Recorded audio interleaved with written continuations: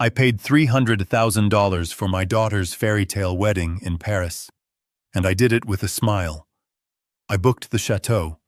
I paid for the vintage wine. I even paid for the first-class tickets for her and her fiancé, Jean-Luc. I was sitting at my desk with a glass of cheap scotch, celebrating the final transfer, when my computer pinged. It was an email from my daughter, Vanessa. The subject line read, "Important Wedding Update." I opened it, expecting a thank you note, or maybe a photo of the flower arrangements. Instead, I read the words that killed the father inside me. The email said, "Dad, please do not come to Paris. Jean-Luc and I have discussed this, and your presence will be a problem. You do not speak French, and quite frankly, your blue-collar mannerisms will embarrass me in front of the Laurent family. They are nobility, Dad. They are sophisticated. You are a truck driver. We will tell everyone you are sick. I canceled your plane ticket. Please just send the rest of the money for the catering. We love you, Vanessa." I stared at the screen. I did not cry, I did not scream. I just took another sip of my scotch and felt a coldness settle in my chest that was heavier than any engine block I ever hauled. I looked at the transfer confirmation on my screen. $150,000 pending. My finger hovered over the mouse. I did not hesitate. I clicked Cancel Transaction. Then I picked up my phone and dialed the fraud department of my bank. I told them to freeze the black card I had given my daughter. The next morning I woke up to 36 missed calls and a voicemail that sounded like a banshee screaming. Before I tell you how I destroyed their little fantasy world, please hit the like button and subscribe. Let me know in the comments if you would let your family treat you like an ATM. Now let me tell you exactly what happens when you bite the hand that feeds you. The silence in my house that night was heavy. It was the kind of silence that usually comes after a funeral. In a way, I suppose it was a funeral. I was mourning the death of the little girl I used to carry on my shoulders. I sat there in my leather recliner, the leather worn and cracked, just like my hands, and I stared at the digital clock on the cable box. It was midnight. The email was still open on my laptop screen. The light from the monitor was the only illumination in the room, casting long shadows against the walls I had paid for, the roof I had kept over her head, and the life I had built from nothing. I read the line again. "You are a truck driver." She wrote it with such disdain, as if it were a dirty word, as if the millions of miles I had logged on the interstate to pay for her private schools and her equestrian lessons and her art degrees meant nothing. She was right about one thing. I am a truck driver.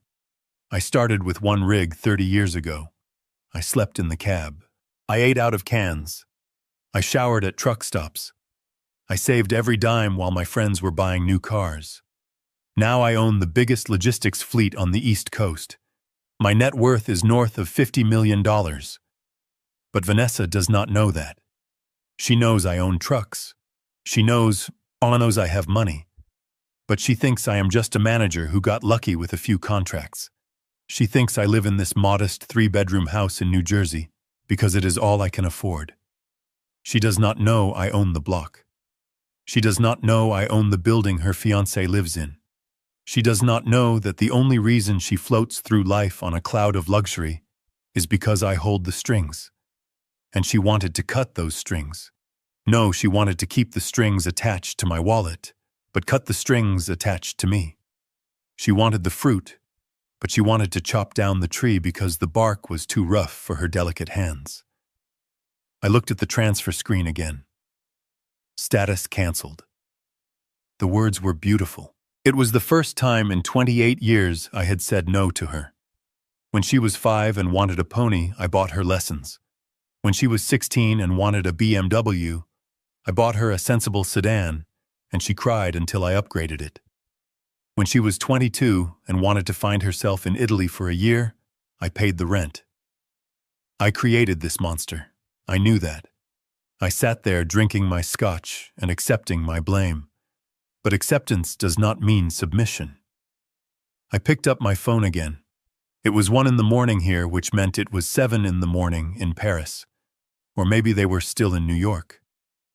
I did not care. I dialed the number for the credit card concierge service. The operator answered on the first ring. Mr. Carter, how can we assist you this evening? I kept my voice flat. I want to report a compromise on the supplementary card ending in 4598. That is the card issued to Vanessa Carter. The operator asked if the card had been stolen. I said no. It has not been stolen. It is being used by an unauthorized person.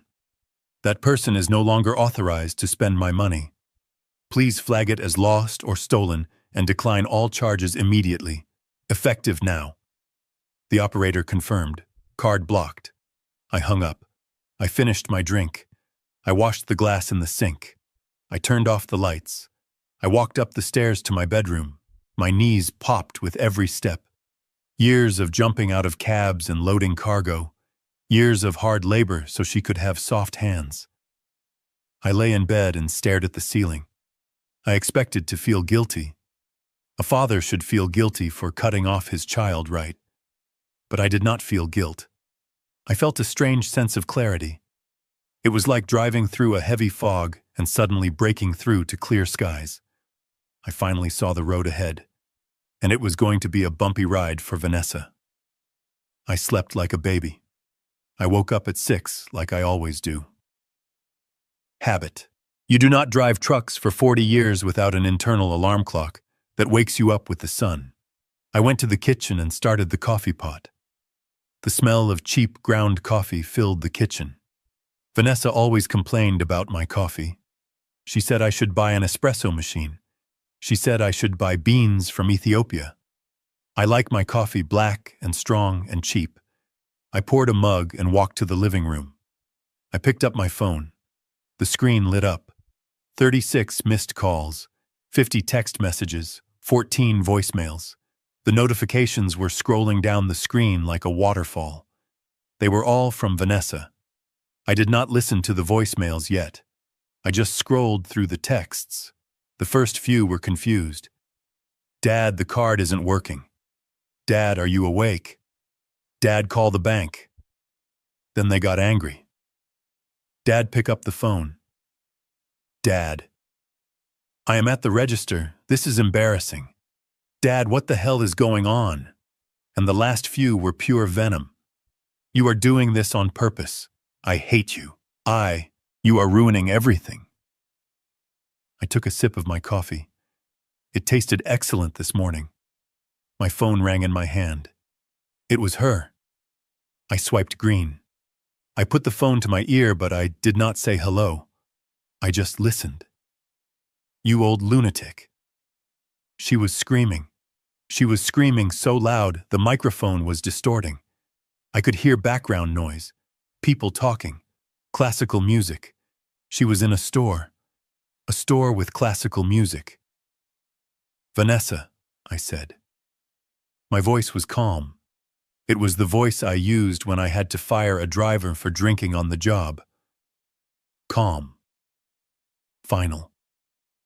Do not Vanessa me, she shrieked. I am standing in the middle of Dior. Do you hear me? Dior. I have the wedding dress on, the one we picked out, the one that costs $20,000. And the card was declined.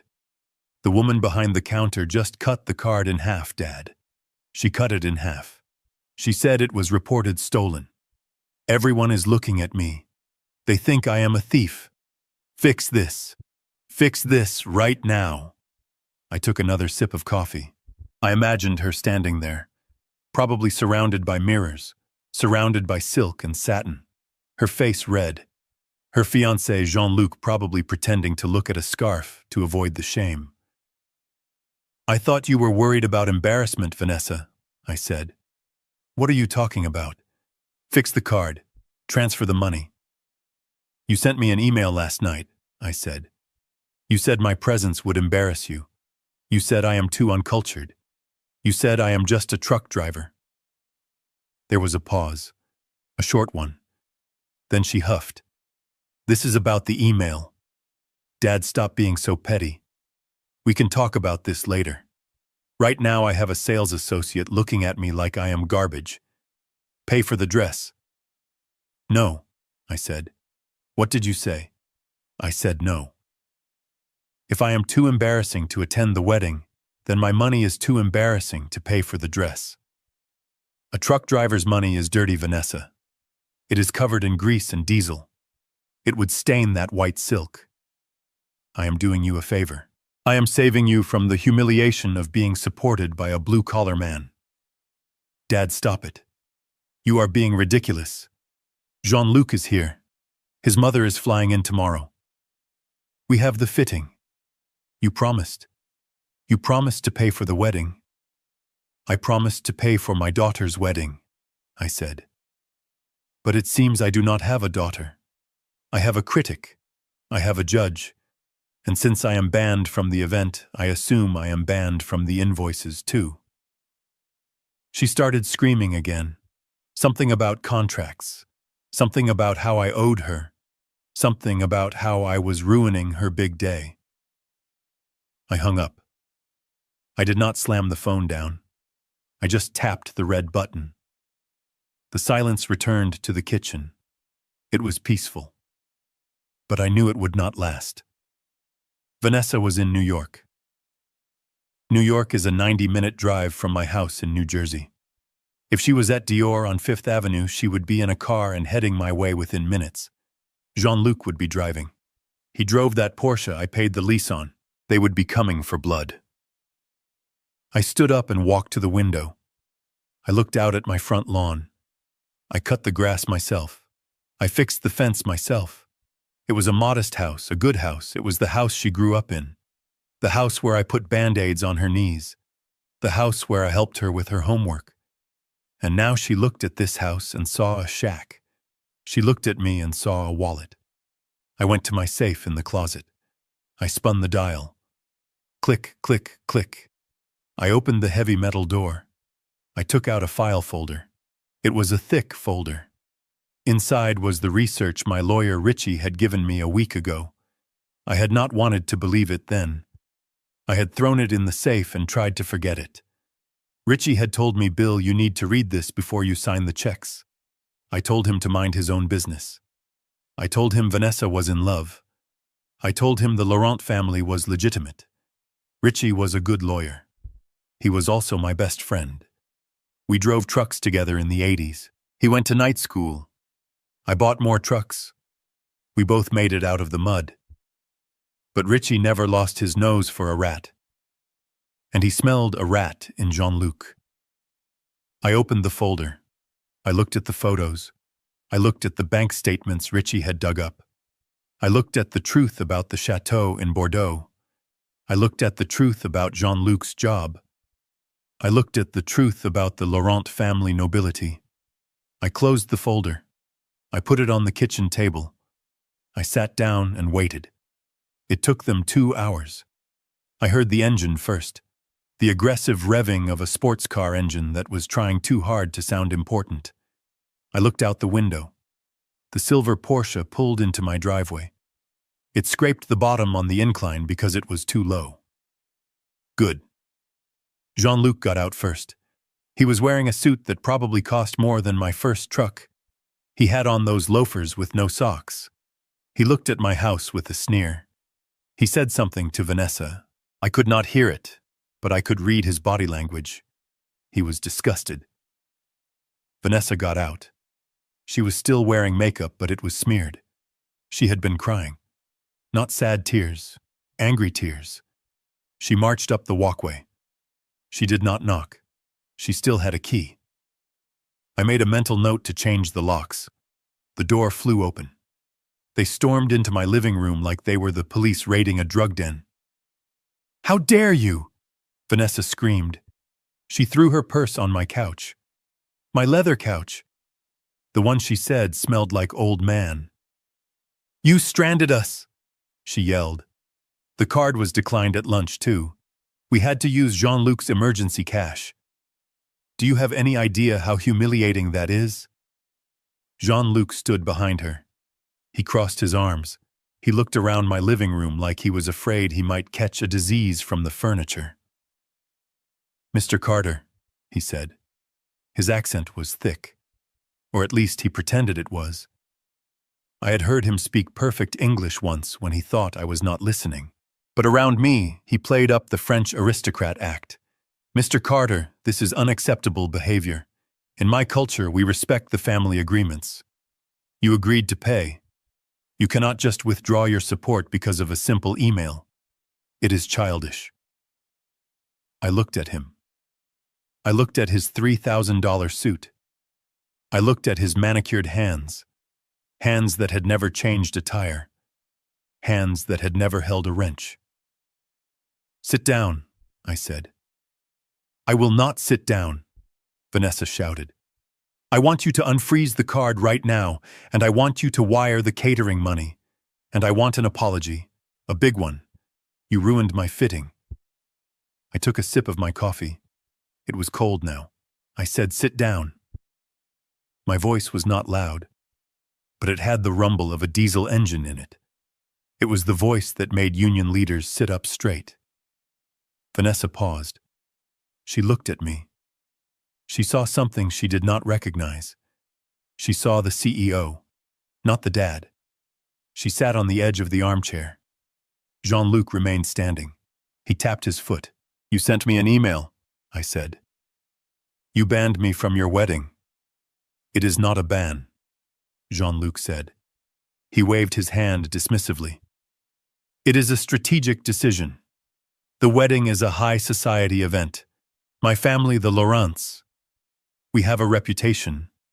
We have senators coming. We have dukes coming. Vanessa loves you, but let us be honest, Mr. Carter. You are a simple man. You tell loud jokes. You drink beer from the bottle. You do not speak a word of French. You would be uncomfortable. We are doing this for you. For me." I asked. "Yes," Vanessa said. She leaned forward. "Dad, you know you hate these things. You hate dressing up. You hate fancy food. You would be miserable. We are just letting you off the hook. You can stay here. You can watch the live stream. We will set up a special camera just for you. You can have your beer and your recliner, and you can be happy. And we can have our perfect day without worrying about you saying something stupid to the Count of Monte Cristo or whoever." I looked at her. My daughter. I remembered teaching her to ride a bike in this driveway.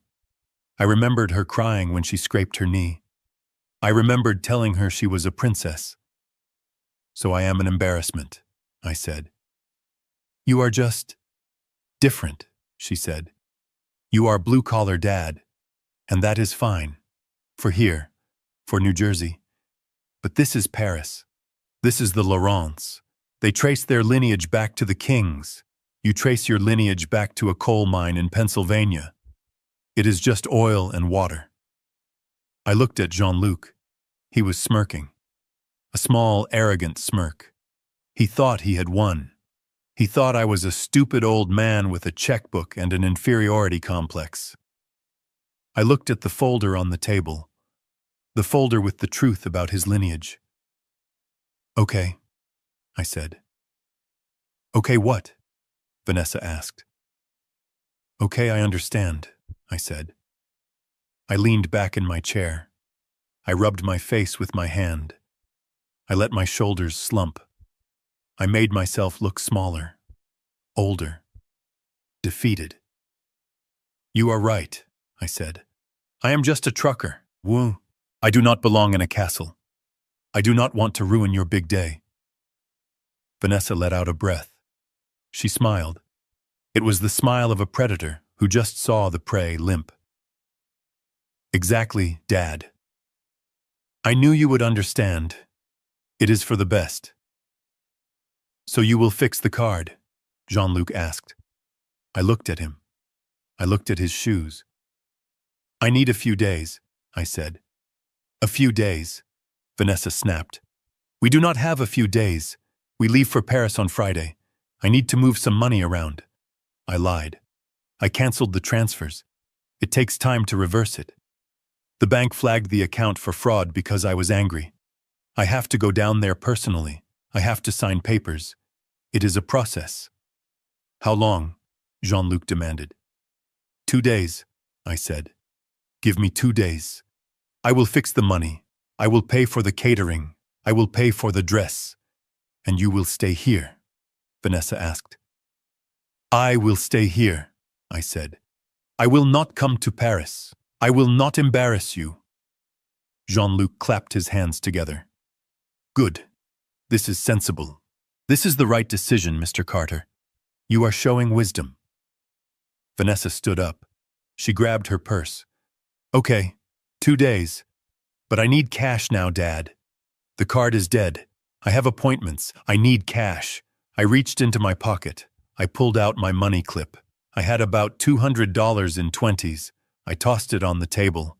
That is all I have on hand, I said. She looked at the pile of bills like it was a dirty tissue. $200. That won't even pay for lunch. It is what I have, I said, until I go to the bank. She snatched the money. Fine, whatever. Just fix the transfer. We have the final walkthrough with the wedding planner on Thursday. If the money is not there, they will cancel the venue. I know, I said. I will take care of it. She walked to the door. She did not hug me. She did not say thank you. She just walked out. Jean-Luc followed her. He stopped at the door. He looked at me. You are doing the right thing, he said. Stick to what you know. Let us handle the world. He walked out. I heard the Porsche start up. I heard them drive away. I sat there in the silence. I looked at the empty space where my daughter had stood. I looked at the $200 she had taken. Stick to what you know, he had said. I smiled. It was not a nice smile. It was a wolf smile. I know logistics, Jean-Luc, I said to the empty room. I know how to move things from point A to point B, and I know how to shut down a supply line. I picked up the folder from the table. I opened it. I looked at the name of the bank in Paris where Jean-Luc claimed to have his family trust. I looked at the name of the real estate holding company that supposedly owned the chateau. I picked up my phone. I dialed Richie. Richie, I said. Yeah, Bill. He answered. He sounded like he was eating a sandwich. You were right, I said. I know I was right. About what part? About all of it. They just left. They told me I am too blue-collar for Paris. They told me to stay home and send the check. I heard Richie stop chewing. That little witch. What did you do? I told them I would fix it. I told them to give me 2 days. Why, Bill? Why give them 2 days? Cut them off now. No, I said. If I cut them off now, they just hate me and move on. They find another victim. They spin a story about how I abandoned them. I want to end this properly. What are you planning, Bill? I want you to book the jet, I said. The jet? You just said you aren't going. I lied. I said, I am going to Paris, Richie, but I am not going as the father of the bride. Who are you going as? I am going as the owner of the bank, I said. Richie laughed. It was a deep belly laugh. Oh, this is going to be good. When do we leave? Tonight, I said. Pack your best suit. We have a dinner reservation to crash. I hung up the phone. I stood up. I walked to the window and looked out at the street. My daughter wanted a lesson in class. She wanted to talk about lineage and nobility and worth. I was going to give her a lesson. I was going to teach her that you do not judge a book by its cover, especially when that book owns the library. I went upstairs to pack. I did not pack a tuxedo. I packed my work boots. I packed my jeans. And I packed the single most dangerous thing I owned, my black Amex and a folder full of receipts. They wanted the truck driver. They were going to get the truck driver. But they forgot that a truck driver knows exactly how to run you over. I pulled my truck into the lot of Sal's diner about 20 minutes after Vanessa and Jean-Luc drove off in their leased Porsche. This was not a place where you would find French nobility. It was a place where you found grease coffee that tasted like battery acid and men who actually built this country. The neon sign buzzed with a dying flicker, and the air smelled of bacon grease and diesel fumes. To me, it smelled like home. To my daughter, it would probably smell like failure. I walked in and the waitress Brenda nodded at me without stopping her pour. She didn't ask what I wanted. She just pointed to the corner booth. Richie was already there. If you looked at Richie Banks, you would see a man in a faded flannel shirt with a mustard stain on the collar and knuckles that looked like they had been broken a few times. You would see a guy who looked like he fixed transmissions for a living. You would be dead wrong. Richie was the sharpest corporate attorney on the Eastern Seaboard. He had graduated top of his class from Yale Law, but he hated suits. He hated boardrooms. He preferred to do business here, eating a patty melt and drinking a Coke while he destroyed hedge fund managers over the phone. He looked up as I slid into the booth. The vinyl squeaked under my weight.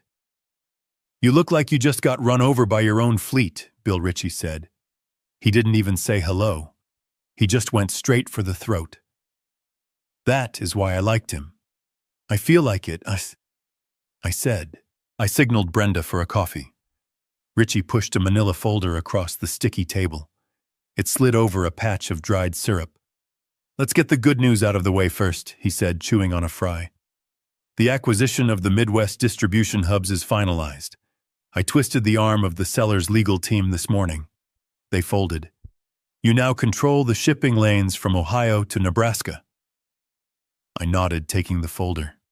I didn't open it. I knew what was in it. "What is the valuation, Richie?" I asked. He wiped his mouth with a paper napkin.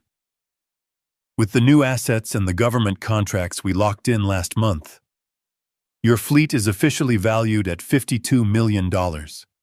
Liquid assets are sitting at around $8 million in the holding company. Personally, you are walking around with a net worth that puts you in the top 1% of the state. Congratulations, you old blue-collar bum. $52 million. I said the number quietly. It was just a number. It meant I had won the game of capitalism. I had started with a beat-up Ford and a dream, and now I was an empire. But sitting there with the echo of my daughter's voice still ringing in my ears, $52 million felt like pocket change. It could buy a fleet of trucks, but it couldn't buy her respect. "She doesn't know, does she?" Richie asked. He saw the look on my face. He knew me better than anyone. We had dug ditches together before he went to law school, and I bought my first rig. "No," I said. "She thinks I am a dispatcher. She thinks I manage the fleet, not own it. She thinks the house in Jersey is all I have. And you keep it that way," why Richie asked, pointing a fry at me. "Because you want her to be humble. How is that working out for you?" I took a sip of the coffee Brenda had dropped off. It was scalding hot. "It is not working out, Richie. She just banned me from her wedding." Richie stopped chewing. He dropped the fry back onto his plate. He looked at me, his eyes narrowing. The lawyer came out. "The shark that ate CEOs for breakfast." "Repeat that," he said. His voice dropped an octave. "She banned me." I told him the whole story. I told him about the email, the black card, the visit to the house. I told him how Jean-Luc stood in my living room in a suit I paid for and told me I was too simple to be around his family. I told him how Vanessa said I was just a truck driver and that oil and water do not mix. Richie listened. He didn't interrupt. He just sat there, his face getting harder and harder. He clenched his jaw, the muscles working under his skin. "So let me get this straight," Richie said slowly. "You just paid $300,000 for a party you are not invited to, and you are letting them treat you like the help." I leaned forward. The table shook. "I am not letting them do anything, Richie. I told them I would fix it. I told them I would send the money in 2 days." You lied, Richie said. A grin started to spread across his face. A wicked, dangerous grin. I lied, I confirmed. I am not sending a dime. I am going to Paris, Richie, and you are coming with me. Richie laughed. It was a bark of a laugh that made a couple of truckers at the counter turn around. I knew it, he said. I knew you wouldn't take that lying down. So what is the play on we go there? We wave the bank statements in their faces, and we watch them grovel. That is too easy. If I just show them the money, they will apologize, sure. But it will be fake. They will love the $50 million, not the father. I don't want their fake love, Richie. I want to burn the fantasy down. I want to expose them. I tapped the folder Richie had given me earlier. The one about the business. You found out the logistics of the Midwest deal in 3 days, I said. You found the skeletons in the closet of a company that has been clean for 20 years. Richie shrugged. I am good at my job. I need you to be better, I said. I need you to dig into the Laurent family. Jean-Luc claims they are nobility. He claims they own a chateau in Bordeaux. He claims they are old money. Richie snorted. Old money doesn't lease a Porsche, Bill. Old money drives a 10-year-old Volvo and wears sweaters with holes in them. New money screams. Wealth whispers. Jean-Luc is screaming. Exactly, I said. My gut tells me he is a fraud. He talks too much about lineage. He drops names too often. And Vanessa is so blinded by the idea of being a princess that she is not checking the facts. I want a full dossier, Richie. I want to know where they bank. I want to know who holds the deed to that chateau. I want to know if Jean-Luc has ever held a job in his life. I want to know what color underwear they wear. I want to know everything. Richie pulled a small notebook out of his flannel pocket. He clicked a cheap plastic pen. I can have the preliminaries by tomorrow morning, he said. I have a contact in Zurich and another one in Lyon. If these people have debt, I will find it. If they have a criminal record, I will find it. If they are fake, I will peel them like an onion. Good, I said. And Bill, Richie said, looking up from his notes. What about the wedding? The contracts, I smiled. It was the same smile I used when I negotiated the union strikes in '98. You are the lawyer, Richie. You tell me. I signed the contract for the venue. My name is on the deposit for the catering. Legally, who owns that wedding? Richie's grin widened. You do. You are the client of record. So if I decide to change the guest list, I said, or if I decide to change the menu, or if I decide to turn the reception into a corporate retreat for my top drivers, that is my right. It is your party, Bill, Richie said. You can cry if you want to, or you can make them cry. I finished my coffee. I put a $20 bill on the table. Get me that information, Richie. We fly out tomorrow night. I want to walk into that rehearsal dinner armed to the teeth. Richie put the notebook away. He stood up and slapped me on the shoulder. His grip was strong. They messed with the wrong truck driver, Bill. We walked out of the diner into the cool night air. The parking lot was filled with 18-wheelers, their engines idling a chorus of power and industry. These were my people. This was my world. Honest work. Honest sweat. Vanessa wanted a fairy tale. She wanted a castle. She wanted a prince. I got into my pickup truck. I watched Richie get into his beat-up Ford Taurus. 2 men worth millions leaving a diner that smelled like grease. She was going to get her fairy tale. But she forgot that in the original fairy tales, the wolves eat the children who stray from the path. And I was done being the woodcutter who saves them. It was time to let the wolf out. It was 3 in the morning when Richie came back to my house. I had not slept. I was sitting at the kitchen table with the same empty coffee mug from the morning and a bottle of antacids. The house was quiet, the kind of quiet that feels like pressure building in a boiler.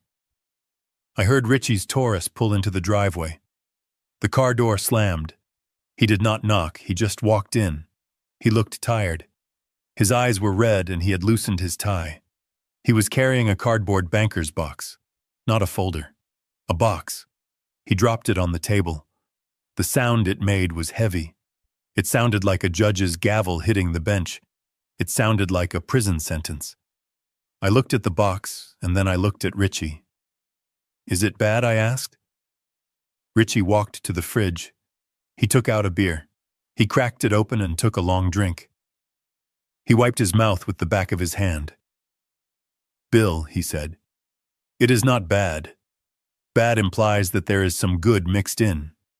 Bad implies a mistake. This is not a mistake. This is a catastrophe. This is a 5-alarm fire in a dynamite factory." He sat down opposite me. He tapped the lid of the box. "I woke up my contact in Lyon," he said. "I had to pay him double because it was a rush job. Then I called a guy I know who used to work fraud for Interpol. He owes me a favor from back when I got his nephew out of a DUI in Jersey. Between the two of them, we pulled the entire digital life of the Laurent family." He opened the box. It was packed with paper. Bank statements, property deeds, court documents, police reports. "Where do you want to start?" Richie asked. "Do you want the fake castle, the fake job, or the fake parents?" "Start with the castle," I said. "That is the selling point." Vanessa has not stopped talking about the ancestral home for 6 months. She showed me pictures. It has turrets. It has a vineyard. Richie pulled out a stack of papers clipped together. He slid them across the table. "Here is the deed," he said. Or rather, the lack thereof. "The Château de Saint-Michel does not belong to the Laurent family. It never has. It belongs to a hospitality holding company based out of Dubai. It is a wedding venue, Bill. A rental. You can book it on Expedia if you have enough points." I stared at the paper. It was a commercial lease agreement. "Jean-Luc told Vanessa it has been in his family since the 1700s, I said. "He told her the wine we are drinking at the reception comes from his grandfather's grapes." "Jean-Luc is a liar," Richie said. "The only thing his grandfather left him was a genetic predisposition for lying. The Laurents rent the place for 2 weeks every year to keep up appearances. They take photos. They host a party. They act like lords of the manor. Then they pack up their fake Louis Vuitton bags and go back to their real life." "And what is their real life?" I asked. Richie pulled out another stack. This one was thicker. It had red stamps on it. "Bankruptcy," he said. "Pierre and Genevieve Laurent filed for insolvency in 2019. They owned a chain of dry cleaning businesses in Marseille that were actually fronts for money laundering. The French government seized their assets. Their apartment in Paris, their cars, their accounts. They are destitute, Bill. They are living on credit cards they open in other people's names. They are bouncing checks across 3 different countries." I felt a cold knot tighten in my stomach. My daughter was marrying into a crime scene. "And Jean-Luc," I asked, "what does the prince do?" Richie laughed. It was a dry, humorless sound. "Jean-Luc is a consultant. That is what he tells people." "Do you know what he consults on?" I shook my head. "He consults the roulette wheel," Richie said. "He is a gambler, Bill. And not a good one. He is banned from 2 casinos in Monaco and 1 in Macau. He owes 180,000 euros to a private lender in Nice. These are not nice people, Bill. These are the kind of people who break kneecaps for interest payments." Richie slid a photograph across the table. It was a surveillance shot. Grainy and black and white. It showed Jean-Luc arguing with a man in a leather jacket outside a club. Jean-Luc looked terrified. I picked up the photo. My hand was shaking. Not from fear, but from rage. "So the wedding," I said. "The $300,000. Richie nodded slowly. He took another sip of beer. "You are a smart man, Bill. You know logistics. You know how to follow the money." Why were they so desperate for you to wire the funds directly to their account in France instead of paying the vendors directly? Why did they scream when you canceled the transfer? Because they are not paying the vendors, I said. The realization hit me like a physical blow. Exactly, Richie said. They need your 300 grand to pay off the loan shark in Nice. They need it to keep Pierre out of jail for tax evasion. They need it to keep the lights on in whatever rental apartment they are squatting in. The wedding is not a celebration, Bill. It is a heist. They are robbing you, and they are using Vanessa as the getaway driver. I stood up. I walked to the window. The sun was starting to come up. The sky was turning a bruised purple. I looked out at my quiet street. I thought about Vanessa. I thought about her arrogance yesterday. I thought about how she looked at my furniture with disgust. She is so stupid, I whispered. She thinks she is marrying a prince. She thinks she is elevating herself. She thinks she is leaving the truck driver behind to join the aristocracy. But she is just a mark. She is just a victim with a rich father. Richie stood up and came to stand beside me. She is a hostage, Bill. That is what she is. But she is a hostage who fell in love with the kidnappers. She is holding the gun to her own head. Does she know, I asked? Does she know any of this? Richie shrugged. I doubt it. Jean-Luc is charming. He is a con artist. That is his job. He probably showed her the fake deed. He probably took her to the rental castle and told her stories about his ancestors. She wants to believe it, Bill. That is the problem. She hates her background so much, she hates where she came from so much, that she will believe any fairy tale that promises to erase it. She is blinded by the shine. She cannot see the rot underneath. I turned back to the table. I looked at the box of evidence. It was a coffin. It was the coffin of my daughter's future. If I let her marry this man, she would be ruined. They would drain her accounts. They would leverage her credit. They would use her to get to me, and when the money ran out, they would discard her like a used tire. I have to tell her, I said. I reached for my phone. I have to call her. I have to show her this. Richie put his hand on my arm. He stopped me. Think about that, Bill. Think about the last 24 hours. She hates you right now. She thinks you are a jealous, petty old man who is trying to ruin her happiness because you are bitter. If you call her now and tell her that her prince is a pauper, she will not believe you. She will think you made it up. She will think you are sabotaging her. She will run straight into his arms and he will spin a story about how you are lying. He will say you hired people to forge these documents. He will turn her against you forever. I looked at Richie. He was right. He was always right. That was why I paid him the big retainer. So what do? I asked. Do I let her marry him? Do I let her ruin her life? No, Richie said. We go to Paris. We stick to the plan. You do not tell her. You show her. You show everyone. You wait until they are all in one room. You wait until the lies are stacked so high they are about to topple over, and then you kick out the foundation. I looked at the box again. I picked up a bank statement belonging to Pierre Laurent. It showed a balance of negative 14,000 euros. It showed charges for liquor stores and online gambling sites. These people called me simple, I said. My voice was low. They called me uncultured. They stood in my living room and told me I was not good enough to eat dinner with them. They are projecting, Bill Richie said.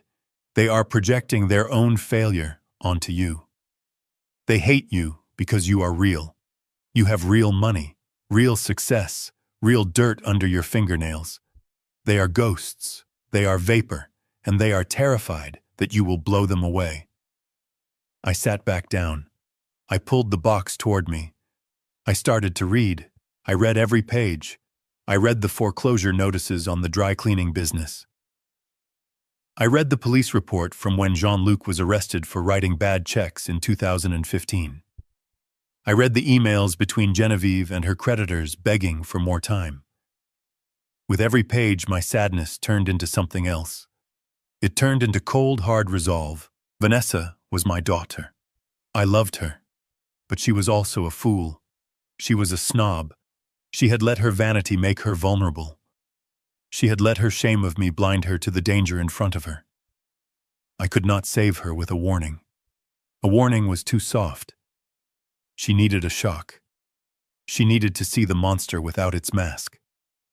I closed the box. It was fully light outside now. The birds were singing. It was going to be a beautiful day in New Jersey. "Pack your bags, Richie," I said. Richie smiled. He finished his beer. "The jet is fueled and waiting at Teterboro," he said.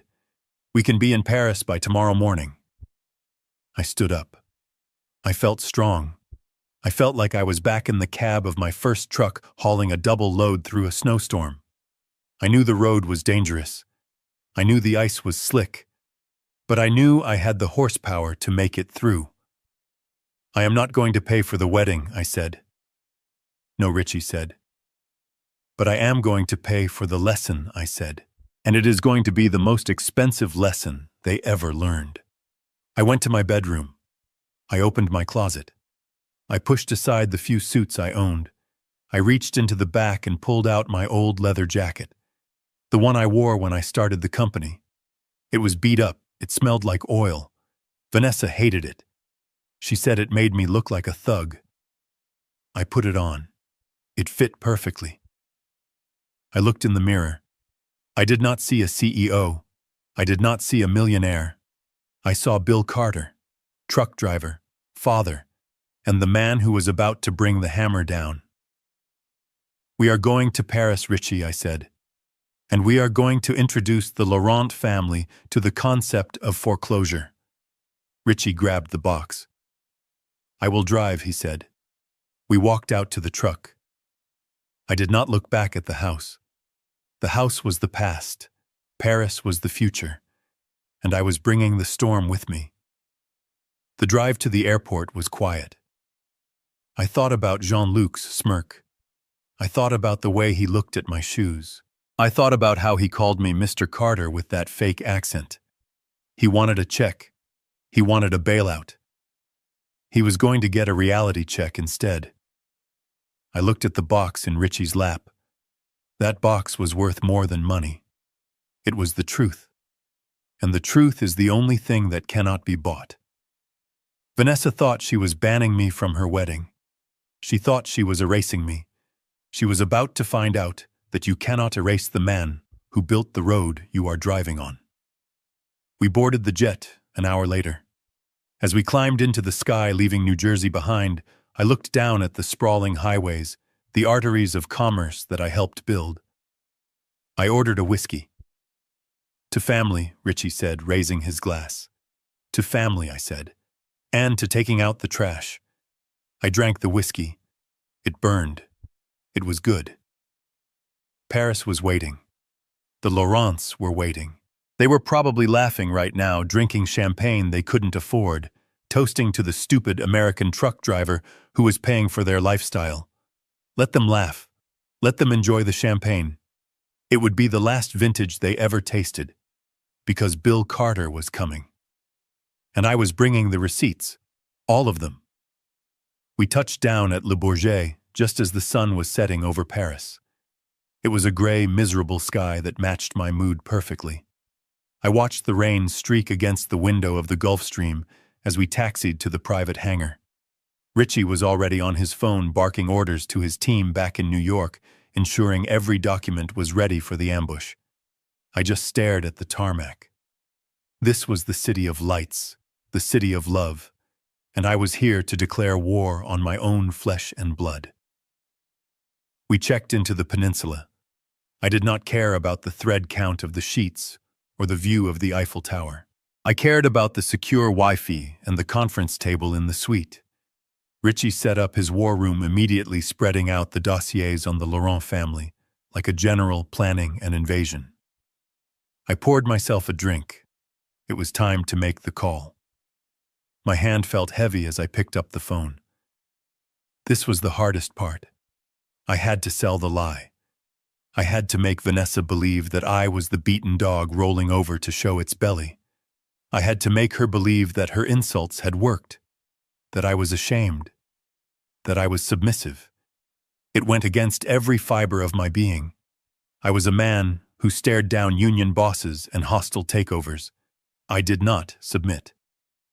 But for this trap to work, she had to believe she had won. I dialed her number. It rang 4 times. She was probably screening my calls, expecting me to be begging. Hello. Her voice was sharp, impatient. Vanessa, I said. I kept my voice low. Tired. Dad. She sighed. I told you I do not have time for this. We are at the venue. The florist is a nightmare. Unless you are calling to tell me the transfer went through, I am hanging up. I am in Paris, I said. There was a silence on the line. A long, cold silence. What? She hissed. You are in Paris. I told you not to come. I told you specifically that you are not welcome. Jean-Luc said it would be a disaster. Why can you not listen for once in your life? I am not here for the wedding. I lied. I forced the words out through grit teeth. I am not going to the ceremony, Vanessa. I respect your wishes. I know I would embarrass you. I know I am not cut out for your world. Then why are you here? She demanded. I am here to fix the money, I said. I told you the bank flagged the transfer. I had to sign the release forms in person because of the amount. And I brought the rest of it. The check for the catering. The check for the dress. Everything. I heard her breathing change. The anger was still there, but now it was mixed with greed. The shark smelled blood in the water. You have the money, she asked. I have it, I said. But I cannot just hand it over, Vanessa. Richie is with me. Richie? Why is your lawyer there? Because this is a significant amount of capital, I said. I am transferring a large portion of my liquid assets to you as a wedding gift, but to do it tax-free to make sure the French government does not take 40% of it. We need to structure it as a family trust. A trust? She sounded suspicious. It is for your protection, I said. It secures the assets in your name. But there is a catch. What catch? Jean-Luc and his parents need to sign a waiver, I said. It is a standard document. It just states that they acknowledge the funds are a gift from me to you. It protects the money from creditors. It is a formality. Richie says we can knock it out in 20 minutes over dinner. I held my breath. This was the hook. If she bid on the money, she would swallow the hook. I do not know, Dad, she said. Jean-Luc's parents are very busy. They have fittings. They have social engagements. They do not want to have dinner with you. Tell them I am leaving tomorrow morning, I said. Tell them I just want to sign the papers, hand over the checks, and get back on the plane. I will not even stay for dessert. I just want to make sure my little girl is taken care of. I let my voice crack a little on the last part. It was a nice touch. She hesitated. I could hear her muffled voice talking to someone. Probably Jean-Luc. I heard the murmur of French. Then she came back on the line. How much is in the trust? She asked. $3 million, I said. I heard a sharp intake of breath. The number was big enough to bury her doubts. It was big enough to make the fake aristocrats salivate. Okay, she said. Her voice was suddenly sweeter. Fake sweet. Okay, Dad. We can do dinner. But it has to be tonight. And it has to be somewhere discreet. We do not want a scene. I have a reservation at L'Ambroisie, I said. 8 o'clock. L'Ambroisie. She sounded impressed. That is actually acceptable. Jean-Luc loves that place. It has 3 Michelin stars. I know, I said. Richie booked the private room. Just us. No witnesses, No embarrassment. Fine, she said. We will be there. But Dad, please, do not wear the leather jacket. Do not tell the story about the time you hauled manure to Kentucky. Just sign the papers and let us eat. I promise, I said. I will be invisible. I will be just a signature on a check. Good, she said. See you at 8. She hung up. I put the phone down on the table. My hand was shaking. Not from fear, from adrenaline. The trap was set. They were coming. They were coming for the $3 million. They were coming to sign the papers that they thought would secure their fortune. They had no idea that the papers Richie was preparing were not a trust. They were a confession. Richie looked up from his laptop. He had a printer running in the corner. It was churning out documents. They took the bait. He asked. Hook, line, and sinker, I said. They are coming to L'Ambroisie at 8. Richie whistled. L'Ambroisie? You really are going all out. That bill alone is going to be $5,000. It is the last meal of the condemned, I said. They might as well eat well. I walked over to the printer. I picked up the fresh pages. It was the prenuptial agreement Richie had drafted. But it wasn't a standard prenup. It was a document that detailed every single debt the Laurent family owed. It was a document that transferred liability. It was a document that, if read carefully, would reveal that I knew everything. But they wouldn't read it carefully. They would be too busy looking at the fake check for $3 million I was going to put on the table. They would be too busy drinking the vintage wine. They would be too blinded by their own greed to see the steel jaws of the trap closing around their legs. I went into the bathroom to shave. I looked at my face in the mirror. I looked old, tired. The last few days had aged me, but there was a fire in my eyes that I hadn't seen in years. It was the fire of the man who built an empire from the cab of a truck. I shaved closely. I trimmed my mustache. I walked back out and opened my suitcase. I did not take out the jeans. I did not take out the work boots. I took out the suit I had bought in New York 5 years ago for an awards dinner I never went to. It was a bespoke charcoal gray suit, Italian wool. It fit me like armor. I put on a crisp white shirt. I tied a silk tie. I put on the cufflinks Vanessa had given me for Christmas 10 years ago before she stopped buying me gifts. Richie whistled when he saw me. You clean up nice, Bill. You look like a senator. Or a hitman. Tonight I am both, I said. We left the hotel at 7:30. The rain had stopped, but the streets were still wet, reflecting the streetlights. Paris was beautiful. It was a shame I was about to burn a hole in the middle of it. We took the hotel car, a black Mercedes. I sat in the back watching the city roll by. I saw couples walking hand in hand.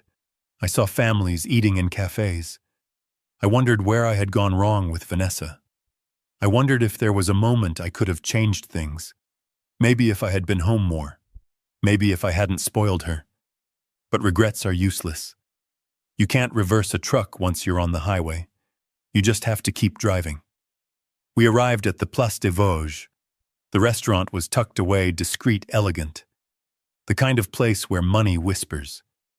The maitre d' greeted us. He knew who I was. Not because I was famous, but because I had bought the building 3 years ago through a shell company as a diversification asset. Richie had set it up. I had never even eaten here. But tonight, I was the landlord. Mr. Carter, the maitre d' said, bowing slightly. Your guests have arrived. They are in the private salon. Are they drinking? I asked. They have ordered a bottle of Romani Conti 1990. Of course they have, I said. That is a $20,000 bottle of wine. They were celebrating spending my money before they even had it. Put it on my tab, I said. Let them drink. Richie and I walked through the main dining room. It was hushed, elegant. People were speaking in low tones, eating food that looked like jewelry. I felt big, clumsy, but I also felt powerful. We reached the heavy oak doors of the private room. I could hear laughter from inside. It was Jean-Luc's laugh, high, braying, mocking. I paused. I adjusted my cuffs. I looked at Richie. He nodded. He tapped the breast pocket of his suit where the documents were. "Showtime, Bill," he whispered. I pushed the doors open. The laughter stopped abruptly. They were sitting around a circular table covered in white linen. Jean-Luc, Vanessa, and two people who had to be Pierre and Geneviève Laurent. They looked exactly like their dossier. Pierre was wearing a suit that was too tight, his face flushed with wine. Geneviève was dripping in jewelry that I now knew was likely fake or insured up to its neck. Vanessa looked stunning. I have to admit that. She was wearing a white dress, her hair done up. She looked like the princess she always wanted to be.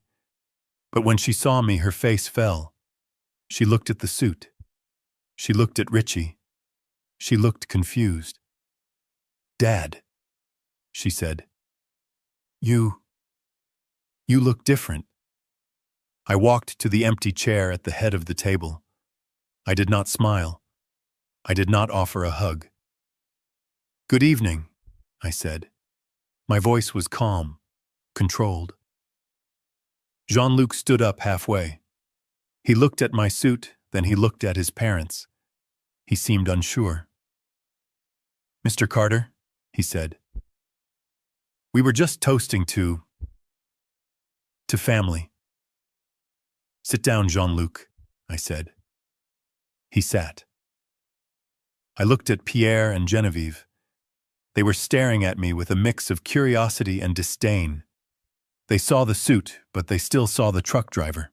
They saw the mark. "Vanessa," I said, "introduce us." She cleared her throat. "Mom. Dad. This is my father, William Carter, and his associate. This is Richard Banks," I said, "my general counsel." Pierre raised an eyebrow. "Counsel? Is that necessary for a family dinner? It is when we are discussing a trust of this magnitude," Richie said. He placed his briefcase on the table. He clicked the latches open. The sound was loud in the quiet room. Geneviève smiled, a tight, predatory smile. "Of course. We understand. Business is business. We are just so grateful, William, that you have decided to support the children. It is a noble gesture." She spoke English with a heavy accent. It sounded practiced. "It is not a gesture," I said. "It is an investment." I sat down. The waiter poured me a glass of the $20,000 wine. I didn't drink it. I just looked at it. "So," I said, "before we sign, before I hand over the check, I want to hear about the wedding. I want to hear about the family I am merging with. Tell me, Pierre. Tell me about the chateau." Pierre puffed up his chest. "Ah, the chateau. It is the jewel of the Laurent legacy. It has been in our family for 6 generations. The history is quite overwhelming." "I bet it is," I said. "And the vineyard. Producing the finest grapes in Bordeaux," he said. "We export exclusively to private collectors." I nodded. I looked at Jean-Luc. "And you, son, how is the consulting business?" Jean-Luc swirled his wine.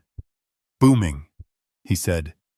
"The markets are volatile. People need guidance. I have clients in Dubai, in London. I am turning away business, actually." Vanessa beamed. She looked at me like she was saying, I told you." "It sounds impressive," I said. "Very impressive. It is a burden sometimes." Geneviève sighed. "The responsibility of wealth, the maintenance of tradition. You Americans, you are lucky. You have new money. It is so much simpler. Old money. It is a heavy crown. I looked at Richie. He was struggling not to laugh. Well, I said, I want to help lighten that load. That is why we are here. Richie pulled the papers out of his briefcase. He placed a thick stack in front of me, and then he placed a single check on top of it. I saw their eyes go to the check. I saw Pierre lean forward. I saw Genevieve lick her lips. $3 million. It was right there, within reach. But first, I said, putting my hand over the check. The paperwork. Richie passed copies of the agreement to everyone. This is the trust agreement. I lied. It outlines the transfer of assets, and it includes the waivers I mentioned. It basically says that once this money is transferred, you accept it as the full and final contribution from the Carter estate. No future claims. No debts transferred to Vanessa. It separates her assets from yours legally. Jean-Luc waved his hand. Standard. Standard stuff. Where do we sign? He picked up a pen. He didn't even read the first page. Pierre put on reading glasses. He looked at the cover page. He frowned. This seems very thick for a waiver, he said. It is comprehensive, Richie said. We want to make sure everyone is protected, especially with international tax laws. Just sign it, Papa, Vanessa said. Please. The food is coming. Dad has to leave. Do not make this complicated. Genevieve nudged Pierre. Sign it, darling. We trust William. He is family now. Pierre hesitated. Then he shrugged. He flipped to the back page. I watched them. I watched the pen hover over the paper. I waited until the tip of the pen touched the signature line. Actually, I said. Pierre stopped. He looked up. There is one small detail I forgot to mention, I said. What detail? Jean-Luc asked. He was sweating. I picked up my glass of wine. I took a sip. It was good wine. Complex, full of notes of earth and blood. I looked directly at Jean-Luc. I forgot to ask about the rent, I said. The rent, Vanessa asked. What rent? The rent on the chateau, I said, since it belongs to the Dubai Hospitality Group, and the rent on the apartment in Marseille, since the bank seized the property in 2019. The silence that fell over the room was instant. It was violent. Jean-Luc dropped his pen. It rolled across the table and fell onto the floor. Pierre took off his glasses. His hands were shaking. What are you talking about? Vanessa laughed nervously. Dad, you are confused. The chateau belongs to them. Does it? I asked. I signaled Richie. He reached into the box. The box we had brought from the hotel. He pulled out the deed. He pulled out the bankruptcy filings. He pulled out the police reports. He started dealing them out like playing cards. One in front of Pierre, one in front of Genevieve, one in front of Jean-Luc. This is the commercial lease for the castle, Richie said. This is the foreclosure notice for the dry cleaning business.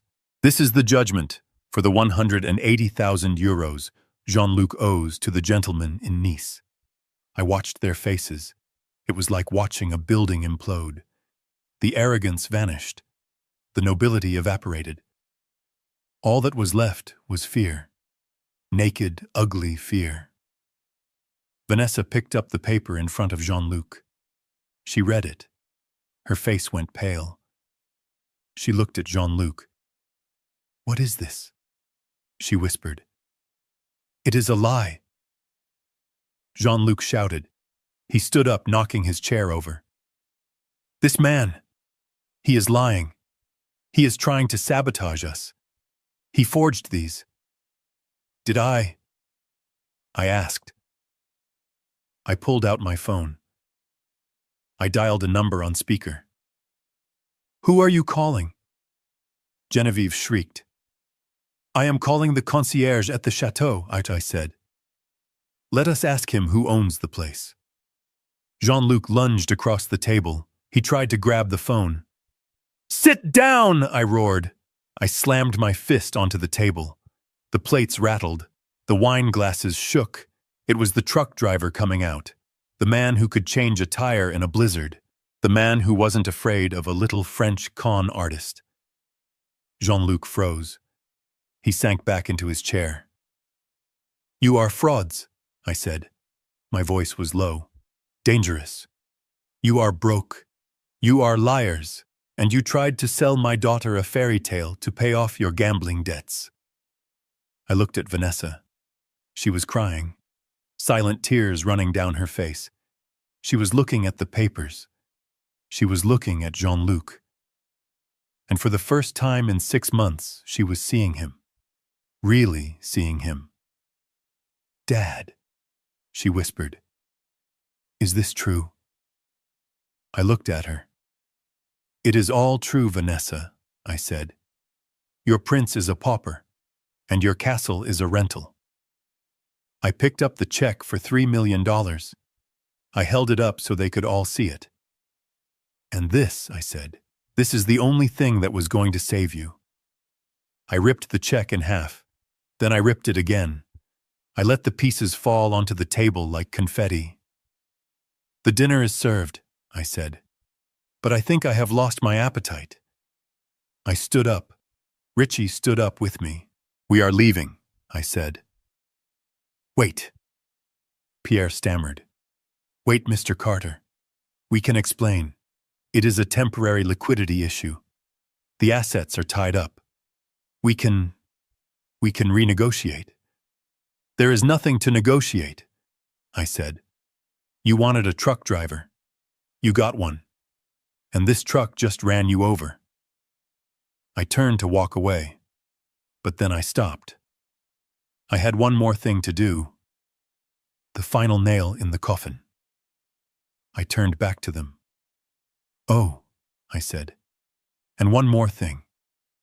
I looked at Vanessa. "The wedding is off," I said. "I canceled the venue this morning. I canceled the caterer. I canceled the florist." You what?" she gasped. "I canceled it," I said. "Since I am paying for it, I had decided to go in a different direction." "What direction?" Jean-Luc whispered. "I donated the deposits," I said, "to a trade school for mechanics in the Bronx. They are going to have a very nice graduation party." I buttoned my jacket. "Enjoy the wine," I said. "It is the last thing I am ever buying you." I walked out. Richie followed me. We left them sitting in the ruins of their lies. We left them with the papers and the torn check and the $20,000 wine that now tasted like vinegar. We walked out into the Paris night. It was still raining, but I didn't mind. The rain felt clean. It felt like it was washing away the dirt. I had destroyed my daughter's wedding. I had broken her heart. But I had saved her life. And as I walked toward the waiting car, I knew that the real work was just beginning, because now I had to pick up the pieces. I sat at the head of the table in the private salon of L'Ambroisie, and I felt like a lion watching a pack of hyenas circle a piece of meat. The room itself was an insult to my bank account. It was decorated with tapestries that were probably older than the United States. The chandelier above us dripped with crystal that caught the light and shattered it into 1,000 judgmental rainbows. The air smelled of old wood beeswax and the kind of heavy perfume that tries to cover up the scent of desperation. Pierre and Genevieve Laurent sat to my left. Jean-Luc and Vanessa sat to my right. Richie was next to me, his briefcase acting as a physical barrier between us and them. The waiter, a man in a tuxedo who looked like he had been born sneering, handed us the menus. They were heavy-bound in leather and completely in French. There were no prices. I opened mine. I knew exactly what I was looking at. I had spent 10 years running logistics for a shipping firm in Marseille back in the 80s. I spoke French better than I spoke corporate English. I knew the difference between a Bordeaux and a Burgundy. I knew that the Homard Bleu was Blue Lobster, and I knew it cost more than a week's pay for most of my drivers. But I held the menu upside down for a split second, just to see what they would do. I saw Genevieve nudge Pierre. I saw a small, cruel smile play on her lips. She leaned over to Vanessa. "He is holding it upside down," she said in French. Her voice was low, fast, and dripping with venom. "Look at him. He looks like a bear trying to read a map." Vanessa giggled. It was a nervous sound, but it was a giggle nonetheless. She didn't defend me. She didn't correct her. She just took a sip of water and looked away. I corrected the menu. I furrowed my brow. I tapped the page with a thick finger. "I cannot make heads or tails of this," I said loudly. My voice boomed in the quiet room. I made sure to sound as American as possible. "Do they have a burger on here, or maybe a steak? I like my steak well done." Jean-Luc covered his mouth with his napkin to hide his laughter. Pierre shook his head with exaggerated pity. "Mr. Carter," Jean-Luc said, smoothing his tie. "Please, allow me to order for you. This cuisine is complex. It requires a delicate palate. We would not want you to order something that might disagree with your constitution." "Go ahead, son," I said. I leaned back, letting the chair creak. "Order me the most expensive thing they have. I am paying for it after all." Pierre turned to Genevieve. He switched to French again. "He thinks money buys taste," Pierre said. "Look at his hands. They are scarred. He looks like a laborer who stole a suit. I cannot believe we have to break bread with this peasant." Genevieve patted Pierre's hand. "Patience, my love," she replied in French. "Just think of the wire transfer. Think of the check. Once the money clears, we never have to see this animal again. We will put him in a corner at the wedding and tell everyone he is a distant uncle who suffered a stroke." I smiled at them. A big, wide, clueless smile. "What are you folks talking about?" I asked. "It sounds fancy. French is such a romantic language." "We were just saying how generous you are," William Genevieve said in English. Her accent was thick, sweet, like rotting fruit.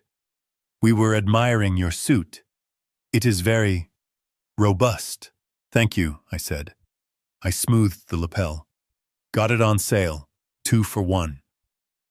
Richie kicked me under the table. He was enjoying this too much. He knew the suit was bespoke Italian wool, but he loved the theater of it. The waiter returned. Jean-Luc ordered for the table. He ordered the blue lobster. He ordered the truffles. He ordered caviar. He ordered a second bottle of the $20,000 wine.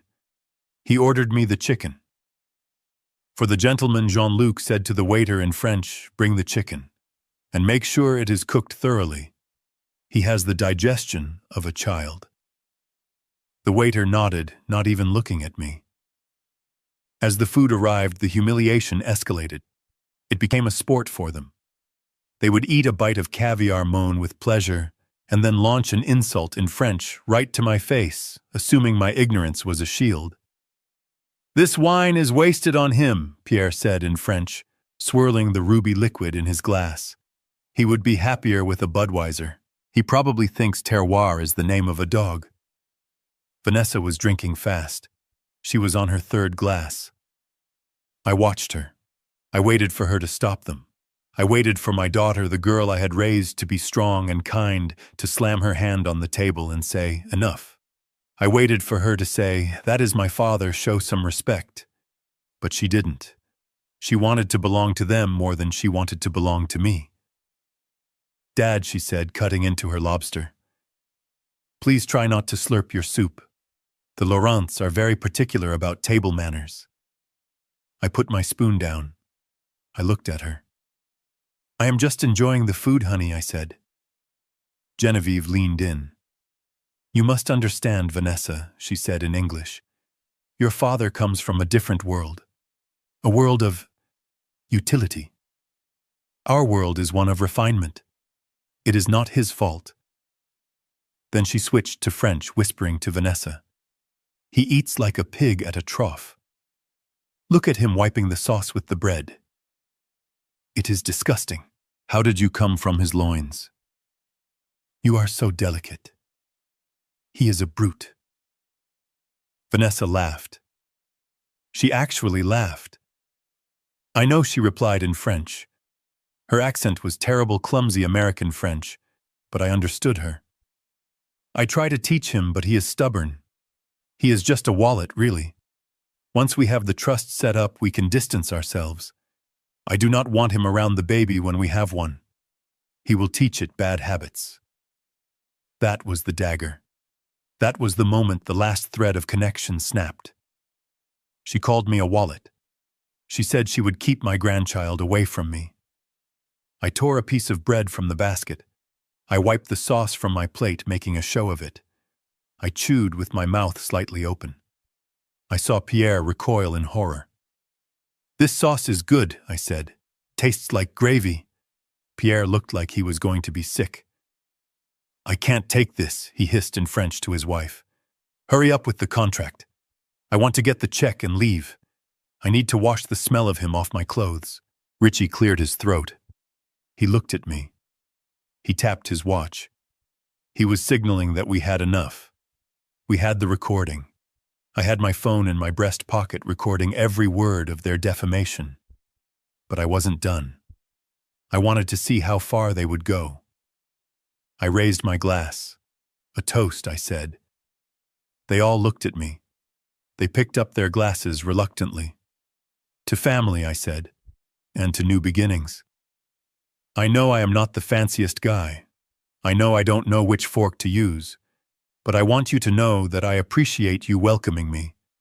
It means a lot to a simple trucker to sit at a table like this. Jean-Luc smirked. He raised his glass. To family, Mr. Carter, and to your generosity. He drank. In French, he muttered into his glass. To the idiot who is paying for my freedom. I drank my water. I watched them swallow the expensive wine. I watched them gorge themselves on the food I was paying for. I watched them preen and posture, thinking they were the kings of the world, thinking they had tricked the dumb American.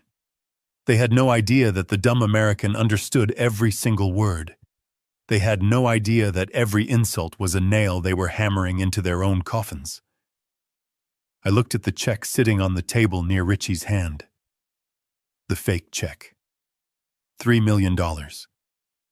They were staring at it. Their eyes kept darting to it. It was the only reason they were tolerating my presence. It was the carrot. I decided to dangle it a little longer, so I said, "Tell me about the wedding plans. What is the menu?" Genevieve sighed. "Oh, William, it is exquisite. We are starting with foie gras followed by a duck confit. It is a traditional menu from the Lorraine region." "From the region of your ancestors?" I asked. "Yes," she said. "From the time when my great-grandfather served the king." In French, she whispered to Pierre, "My great-grandfather was a butcher in Lyon, but this idiot believes anything." I nodded. "Wow, a butcher for the king. That is impressive." Vanessa kicked me under the table. "Dad, stop talking. You are embarrassing me." I looked at her. Her face was flushed. She was ashamed of me. She was ashamed of the man who had paid for her teeth, her clothes, her education. "I am just trying to make conversation." "Sweetie," I said. "Well, don't," she snapped. "Just sign the papers. Let's get this over with." The cruelty was casual. It was easy for them. It was a habit. They didn't even realize they were doing it anymore. They thought I was an object, a resource, not a person. I finished my chicken. I wiped my mouth with the linen napkin. "You know," I said, "I was thinking, since we are all family now, maybe I should learn French. It would be nice to understand what you are saying to each other. Pierre choked on his wine.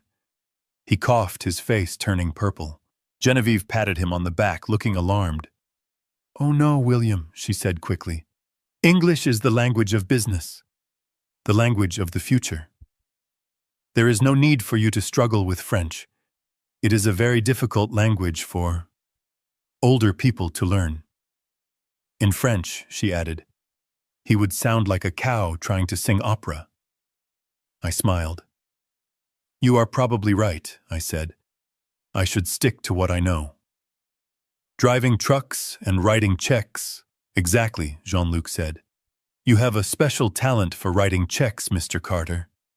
You should focus on your strengths." He placed the contract in front of me. He uncapped a fountain pen. It was a Mont Blanc, probably stolen or bought on credit.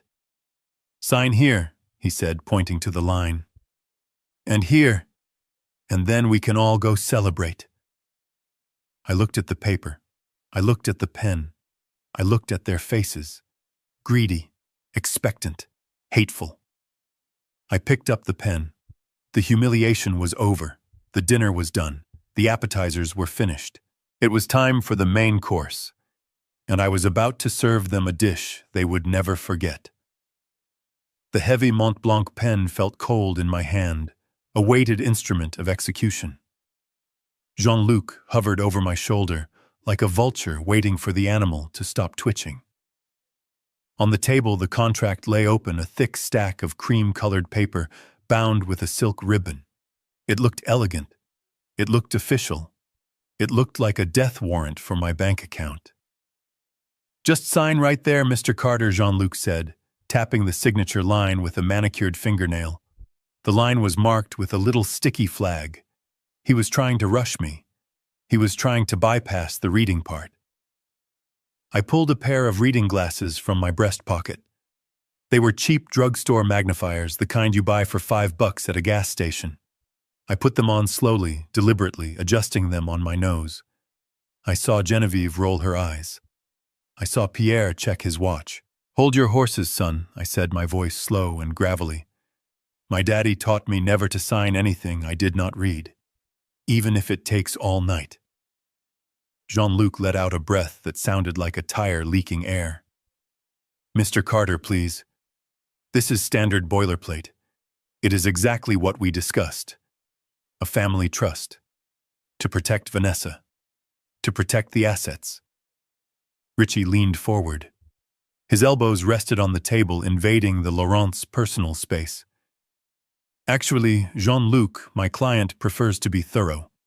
We are talking about $3 million. That is a lot of miles on the highway. Let him read." I bent my head over the document. I started to read. And as I read, the blood in my veins began to boil hotter than radiator fluid in July. This was not a trust. This was an abduction. Article 4, Section B stated that the trustee, which was listed as Jean-Luc Laurent, would have sole discretionary power over the allocation of funds for lifestyle maintenance. Lifestyle maintenance.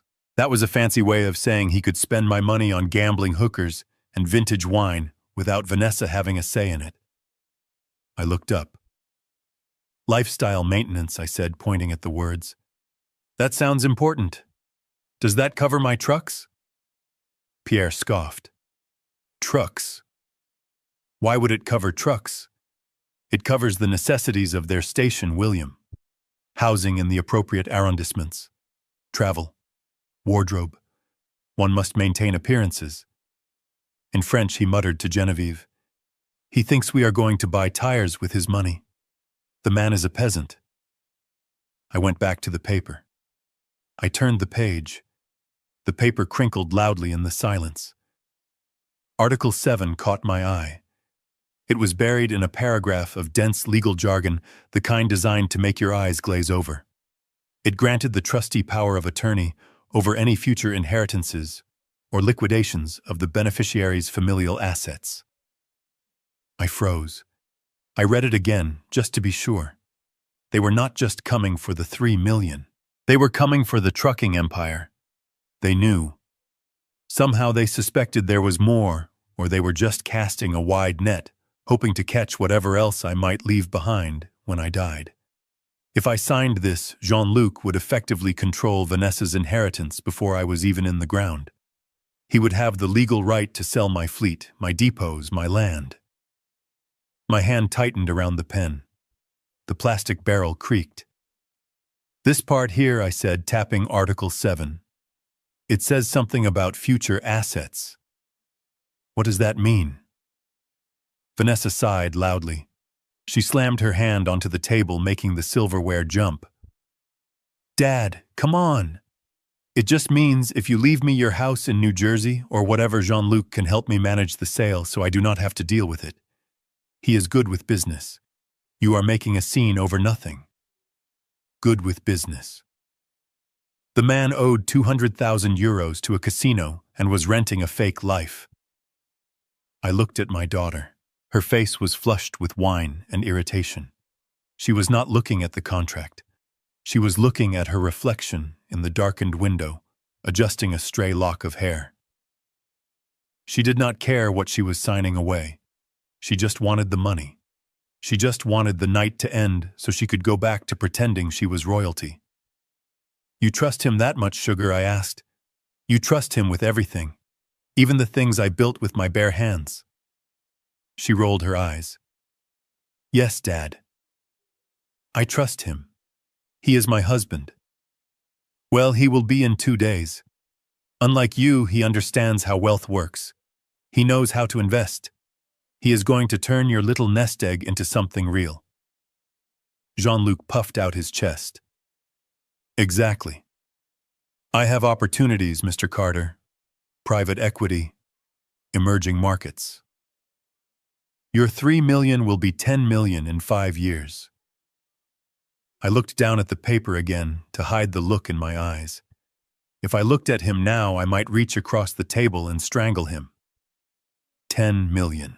He would turn 3 million into 0 in 3 weeks. I kept reading. Article 9. In the event of a dissolution of marriage, the assets within the trust remain under the control of the trustee as compensation for administrative services rendered. I almost laughed out loud. It was a prenuptial agreement in reverse.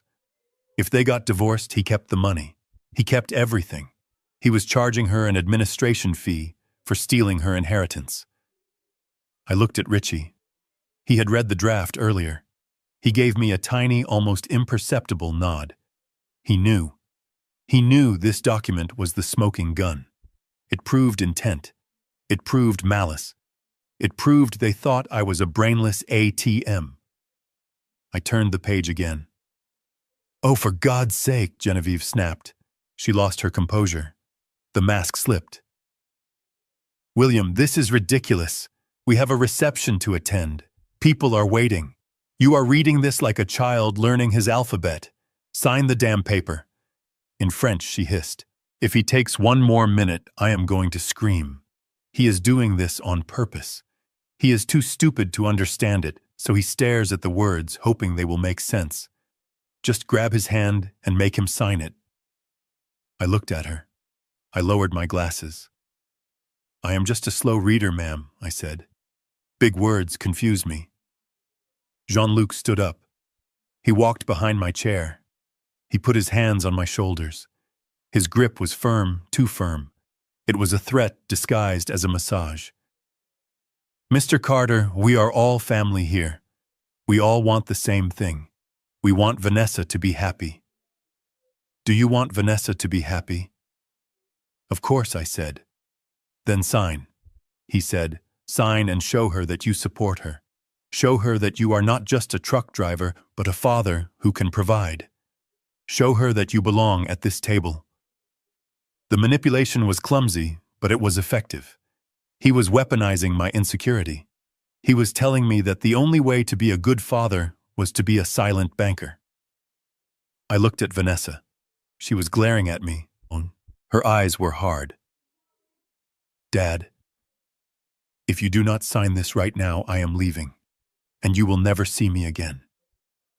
I mean it. You are ruining everything. You are proving them right. You are proving that you are small. Small. I built a company that moves 10,000 tons of freight a day. I employ 400 people. I have stared down blizzards and hurricanes and economic crashes. And my daughter, sitting there in a dress I paid for, was calling me small because I wouldn't let a grifter pick my pocket. The tension in the room was a physical weight. Pierre was tapping a spoon against the table, a rhythmic metallic ticking that sounded like a bomb countdown. Genevieve was gripping her wine glass so hard her knuckles were white. Jean-Luc's breath was hot on my neck. They were desperate. They were terrified. They needed this signature like a drowning man needs air. If I didn't sign, the loan sharks in Nice would break Jean-Luc's legs. If I didn't sign, the landlord of the fake castle would evict them. If I didn't sign, their house of cards would collapse. I looked at the signature line again. I leaned forward. I placed the tip of the pen on the paper. Ink bled into the fiber, creating a small black dot. Jean-Luc exhaled. I felt his shoulders relax. Vanessa smiled a triumphant, greedy smile. Finally, she whispered, "I wrote the letter W, the first letter of my name." Then I stopped. I lifted the pen. "Is there a problem?" Pierre barked. "Why did you stop?" I looked at the pen. I frowned.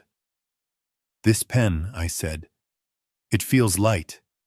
Is it real gold or is it plated?" Jean-Luc stiffened. "It is solid gold, Mr. Carter. It is a family heirloom." "Is it?" I asked. I turned the pen over in my fingers. I saw the small scratch on the barrel. I saw the base metal underneath the gold plating. It was a fake, just like everything else in this room. Just like the castle. Just like the title. Just like the love they claimed to have for my daughter. I put the pen down. "I cannot sign with this," I said. "It does not feel right." "Use your own pen," Vanessa shouted. She stood up. "Use a crayon for all I care. Just sign the paper, Dad. Stop torturing us." I looked at her. Really looked at her. I saw the desperation in her eyes. But it wasn't desperation for my love. It wasn't desperation for my presence. It was desperation for the lifestyle she thought she was entitled to. She was willing to sell me down the river for a seat at a table that was made of sawdust and glue. I reached into my jacket pocket. I pulled out my own pen. It was a cheap Bic ballpoint, blue ink, the kind you buy by the box. I clicked it. The sound was loud in the silence. Click. I hovered the pen over the paper. Jean-Luc leaned in closer. "Do it," he whispered. "Change her life." I looked at the contract one last time. I looked at the clauses that would strip me of my dignity, my legacy, and my self-respect. I looked at the words that reduced 40 years of blood and sweat into an administration fee for a French conman. I took a breath. "You are right, Jean-Luc," I said. "I should do what I do best." I pressed the pen to the paper, but I did not sign my name. Instead, I drew a single thick diagonal line across the entire page, from the top left corner to the bottom right. I pressed down hard so the paper tore slightly. Then I drew another line in the opposite direction, forming a giant X over the text. The sound of the tearing paper was like a gunshot. Jean-Luc pulled back as if I had burned him. "What? What are you doing?" he stammered. I stood up. I pushed the chair back. I picked up the contract. "I am editing," I said. I ripped the page out of the binder. I crumpled it into a ball. Vanessa screamed. "Dad, what are you doing?" "That is a legal document." "No, honey," I said. I dropped the ball of paper onto the empty plate in front of me. "That is trash." The room erupted. Pierre was shouting in French. Genevieve was gasping for air, clutching her pearls. Jean-Luc looked like he was about to faint. But I wasn't done. I looked at Richie. He handed me the other folder. The real folder. The one with the truth. I cleared my throat. The sound silenced them. You wanted me to sign a contract, I said. My voice was calm, cold, and hard as asphalt. You wanted me to transfer my assets. You wanted to manage my lifestyle. I tossed the new folder onto the table. It slid across the linen and hit Jean-Luc's wine glass, making it ring. I think we should talk about your lifestyle first, Jean-Luc, I said. Especially the part about the 180,000 euros you owe to the man in Nice. Or the part about the chateau being a rental. Or the part about your parents being bankrupt. I looked at Vanessa. She was frozen. Her mouth was open. Happy wedding day, sweetheart, I said. I brought you a gift. It is called the truth. Jean-Luc's face went the color of ashes. He looked at the folder. He looked at me.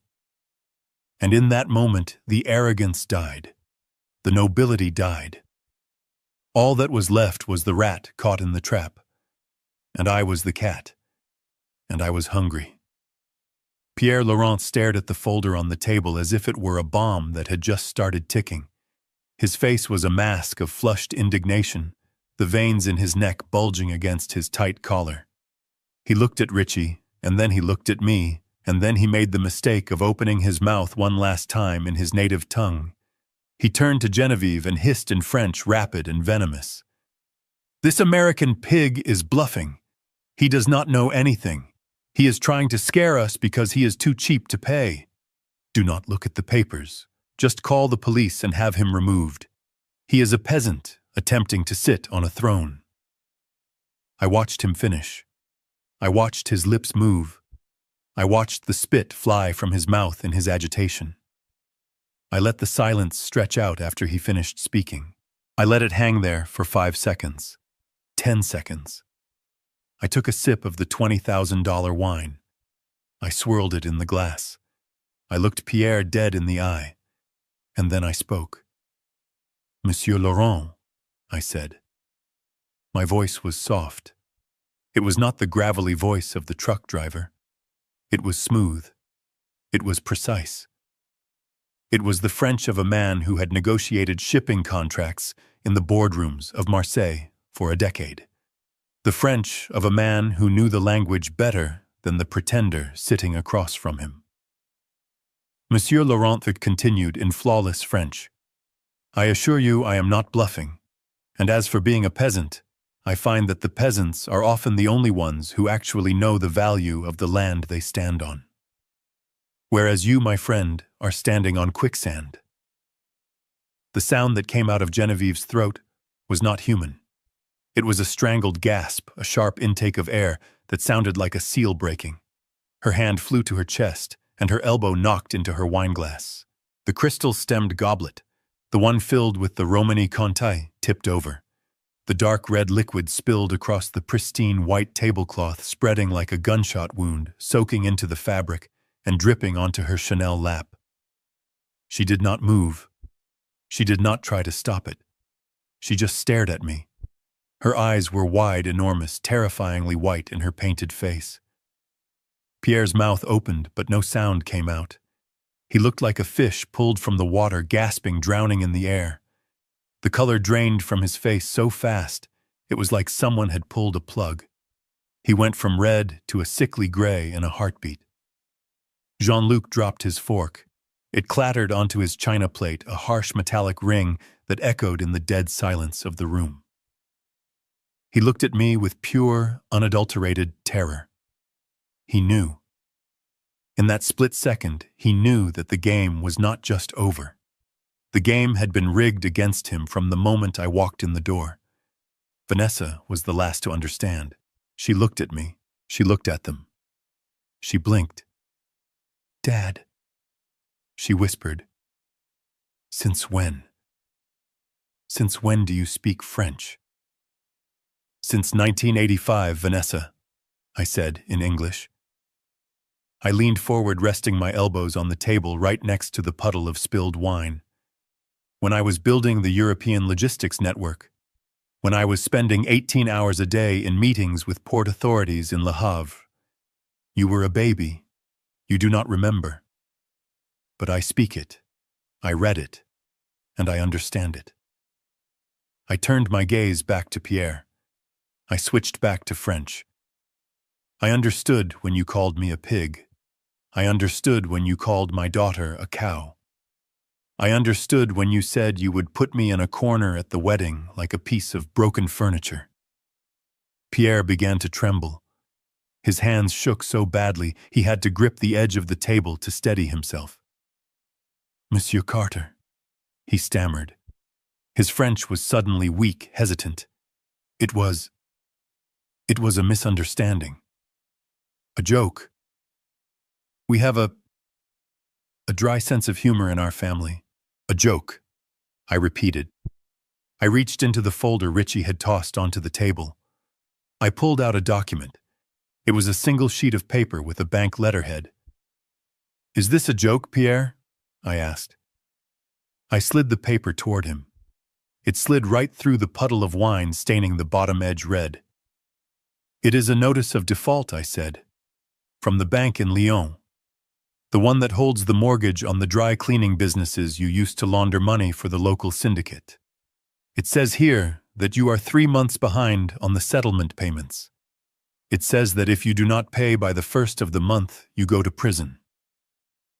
Pierre stared at the paper. He did not touch it. He looked at it as if it were radioactive. How did you get this? He whispered. I bought it, I said. He looked up at me. His eyes were glassy. You what? I bought the debt, Pierre, I said. I called the bank this morning. Richie handled the transfer. It cost me pennies on the dollar, really. They were happy to get it off their books. They thought it was a bad loan, but I told them I knew the debtor personally. I leaned back in my chair. I smiled. It was a shark's smile. I am your creditor, Pierre. I own you. I own your debt. I own your past. And right now I hold the keys to your future. If I want to, I can make a phone call and have the French authorities waiting for you at Charles de Gaulle when you try to fly home. I can have you arrested for fraud before dessert is served. Genevieve began to weep. It was a soft, pathetic sound. She covered her face with her hands, her diamond rings clicking against each other.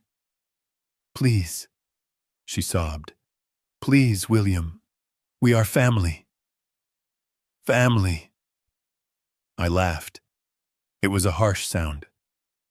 10 minutes ago, I was a peasant. 10 minutes ago, I was a wallet. Now I am family because I have my hand on your throat. I turned to Jean-Luc. The prince, the consultant, the gambler. He was shrinking in his chair. He was trying to make himself small, invisible. He was sweating. Beads of perspiration were rolling down his forehead into his eyes. And you, I said. I pulled another paper from the folder. A spreadsheet. 180,000 euros, I said. To a Mr. Petrov in Nice. A very impatient man, Mr. Petrov. I spoke to his associate today. Jean-Luc let out a whimper.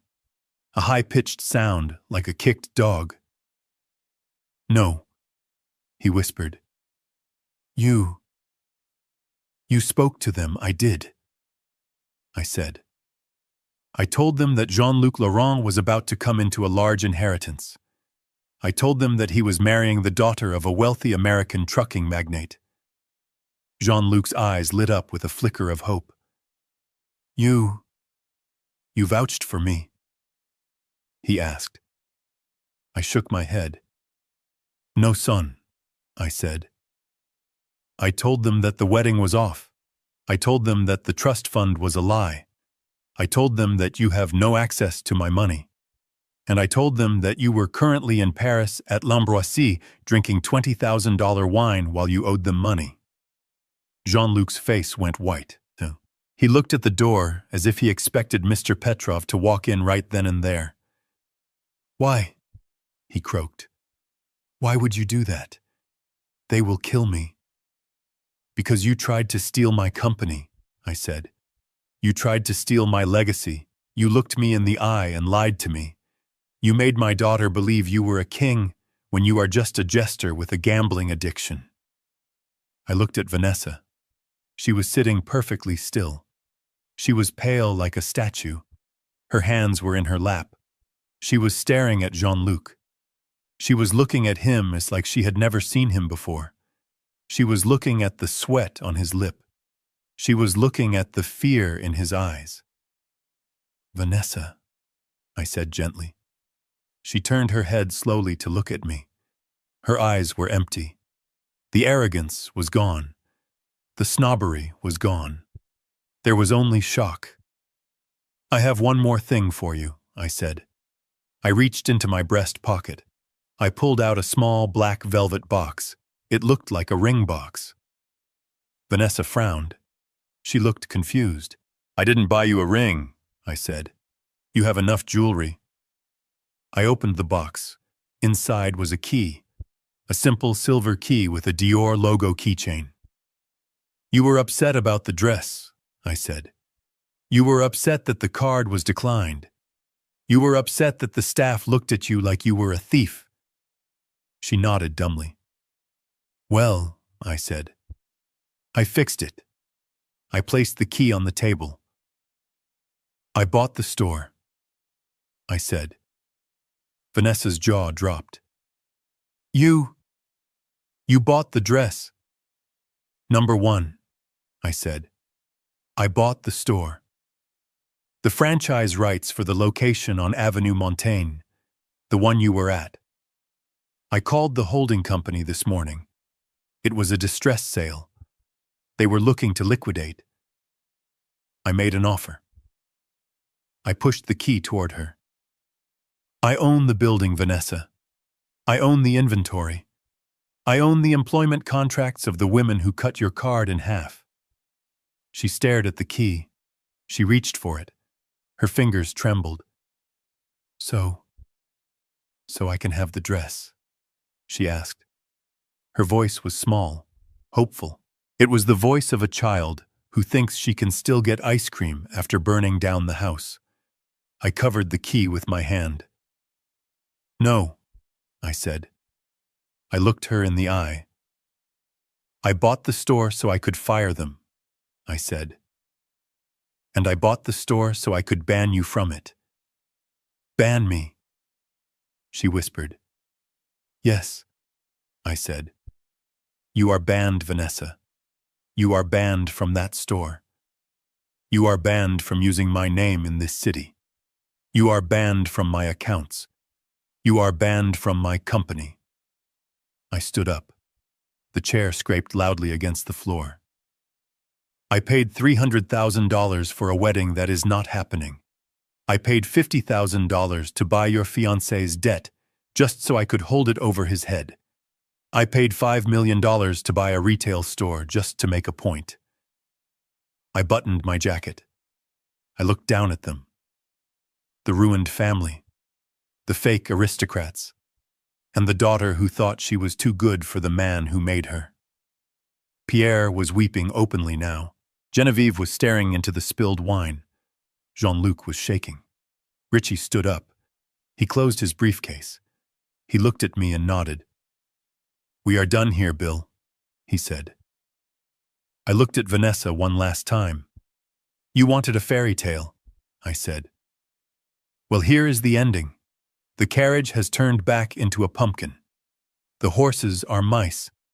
And the princess is on her own. I turned my back on them. I walked toward the heavy oak doors. I heard Vanessa's chair slide back. I heard her footsteps running after me. Dad. She screamed. Dad, wait. I did not stop. I pushed the doors open. I walked into the main dining room. The diners looked up. They saw a man in a gray suit walking with purpose. They saw a lawyer with a briefcase. And they saw a girl in a white dress running after them, tears streaming down her face. Dad, please. She grabbed my arm. She dug her fingers into my sleeve. Everyone is looking. Please, do not leave me here. They have no money. Jean-Luc has no money. How will I get home? How will I pay the hotel? I stopped. I looked down at her hand on my arm, the hand with the diamond engagement ring that I now knew was probably fake or unpaid for. I gently removed her hand. Figure it out, I said. But I have nothing, she sobbed. You cut my cards. You canceled the transfer. I have nothing. You have your lineage, I said. You have your nobility. You have your sophisticated in-laws. Ask them. They are broke. She shrieked. You know they are broke. You just destroyed them.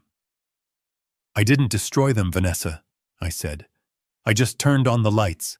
They destroyed themselves, and you helped them. You were ashamed of me. You were ashamed of the work that paid for your life. I leaned in close. You said oil and water do not mix, I said.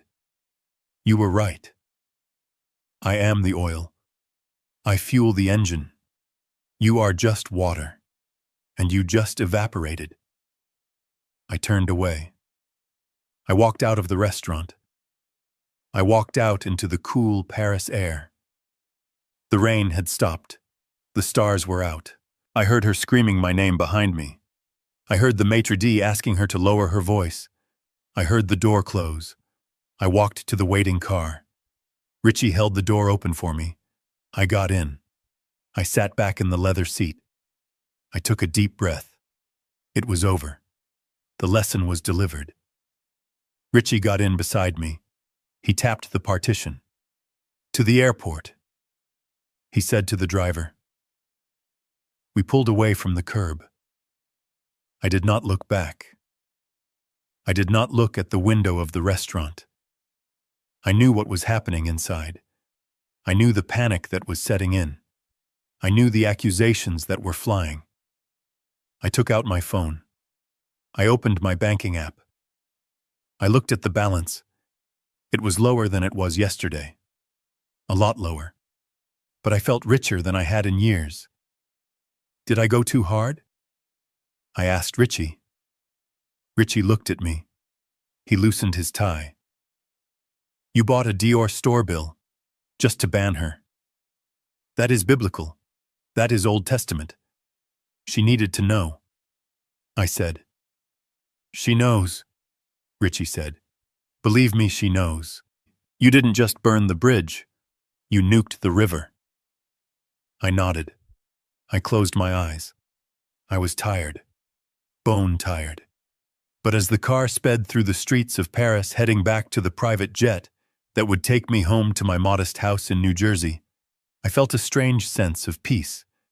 I had lost a daughter, but I had reclaimed my dignity. And sometimes you have to lose something to find yourself again.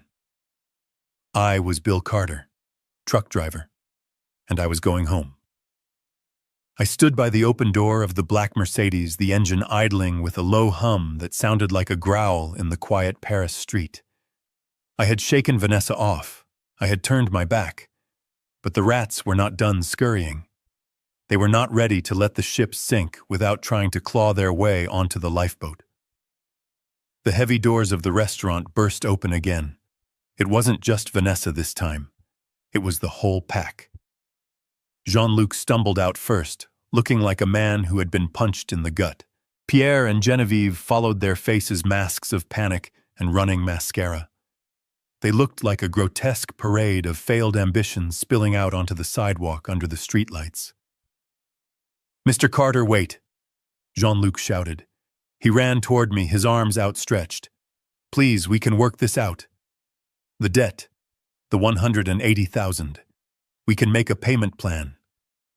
I have prospects. I have a deal closing next week in Zurich. I stopped. I didn't get in the car yet. I leaned against the frame and crossed my arms. I looked at him. I looked at the sweat staining the collar of his expensive shirt. I looked at the panic in his eyes. He wasn't worried about losing Vanessa. He wasn't worried about losing his honor. He was worried about his kneecaps. Mr. Petrov in Nice was not known for his patience. "You want a payment plan?" I asked. Yes, exactly." Jean-Luc panted, stopping a few feet away. He didn't dare come closer. "Just a bridge loan. Until the wedding. Until I get back on my feet." I laughed. It was a short, sharp sound. "There is no wedding, Jean-Luc," I said, "and you are not getting back on your feet. You are going to be crawling for a long time. But since you brought up the debt, let us discuss collateral." "Collateral?" He blinked.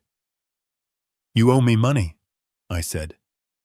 "I own your debt note, and right now you look like a flight risk, so I am calling the loan." I extended my hand. "Palm up." "The watch," I said. Jean-Luc froze. He instinctively covered his left wrist with his right hand. The watch was a Patek Philippe, or at least it looked like one. It was probably the only asset he had left that wasn't leased or stolen. My watch," he stammered. "Give it to me," I said. My voice wasn't loud, but it cut through the night air like a knife. "It is a down payment. Unless you want me to call Mr. Petrov right now and tell him you refused to pay." Jean-Luc looked at me. Then he looked at the phone in my other hand. He trembled. Slowly, painfully, he undid the clasp. He took off the watch. He handed it to me. His hand was shaking so bad, he almost dropped it. I took it. I looked at it under the streetlight. It was heavy. Real gold. Probably bought with the deposit from another conned father-in-law. I slipped it into my pocket. "And the keys," I said. "Keys. The Porsche," I said. "The silver 911 you drove to my house in Jersey. The one you leased under a shell company that I also happen to have a lien on now because I bought the debt from the leasing agency this morning." He stared at me. His mouth hung open. You bought the car note too." "I bought everything, Jean-Luc," I said. "I told you. I know logistics. I know how to encircle an enemy. Now give me the keys. You are walking home." He dug into his pocket. He pulled out the key fob. He held it tight for a second, his knuckles white. It was the symbol of his fake success. The symbol of the speed he used to run away from his failures. He dropped it into my hand. I tossed the keys to Richie, who was standing by the trunk of the Mercedes. "Have the car picked up, Richie," I said. "Sell it for parts. Now get out of my sight." I turned to get in the car. But that was when the explosion happened. It wasn't a physical explosion. It was the explosion of a man who had lost everything and needed someone to blame. And he couldn't blame me. I was too big. I was too powerful. So he turned on the only person smaller than him. He turned on Vanessa. She was standing there, shivering in her white dress, her arms wrapped around herself, tears streaming down her face. She looked at him with pleading eyes. She was waiting for him to comfort her. She was waiting for him to say that they would get through this together, that their love was stronger than money. "Jean-Luc," she whispered. "What do we do?" He looked at her, and his face twisted into a snarl that was pure, ugly hatred. "What do we do?" he mocked her. "We. There is no we, you stupid cow. Look at what you did. Look at what your father did to me." Vanessa flinched as if he had hit her. "Jean-Luc!" "Shut up!" he screamed. His voice echoed off the stone buildings. "You useless American trash! You told me he was stupid. You told me he was a checkbook with legs. You said he would sign anything. You said he was desperate for your approval." "I didn't know," she sobbed. "You didn't know anything." He yelled. He stepped toward her aggressively. "You walked around like a princess, spending money you didn't have, bragging about your daddy, the truck driver. I only tolerated you because of the money. Do you understand?" I looked at your face every morning, and I forced myself not to vomit because I thought there was a payout coming. I stopped getting into the car. I watched. I wanted to intervene. The father in me wanted to step in and crush him, but the teacher in me knew she had to hear this. She had to hear every single word. This was the medicine. It was bitter, but it was the only cure for her blindness. Vanessa stood there, her mouth gaping open, her eyes wide with shock. It was as if he had ripped off a mask and revealed a skeleton underneath. You don't love me," she whispered. "Love you." He laughed. It was a cruel, manic sound. "I love caviar. I love fast cars. I love not going to jail. You are just a ticket, and now the ticket is expired. You are nothing. You are worse than nothing. You are a debt." He spat on the ground near her feet. Pierre and Genevieve stepped in then, but not to defend her. "You idiot!" Pierre shouted at Jean-Luc. He shoved his son. "You let him do this. You let the American outsmart us. I told you to get the signature before dinner. I told you not to let him read it. Do not blame me." Jean-Luc shoved his father back. "You were the one drinking the wine. You were the one insulting him to his face. You arrogant old fool. You tipped our hand." "Stop it!" Genevieve screamed. She grabbed Pierre's arm. "Stop fighting. We need to fix this. We need money. William." She turned to me. She ran to the car window. She banged on the glass. "William, please." She begged. Her dignity was gone. Her nobility was gone. She was just a desperate woman in a stained dress. "Do not leave us like this. We have nowhere to go. The hotel will evict us tonight. We have no flight home." I looked at her through the glass. I didn't roll down the window. I just stared. Vanessa was standing in the middle of the sidewalk alone. Her family, her fiancé, her in-laws were tearing each other apart like rabid dogs fighting over a scrap of meat. Jean-Luc was shoving his father. Genevieve was clawing at the car door. They were screaming in French and English, a cacophony of greed and blame. And Vanessa was silent. She looked at me.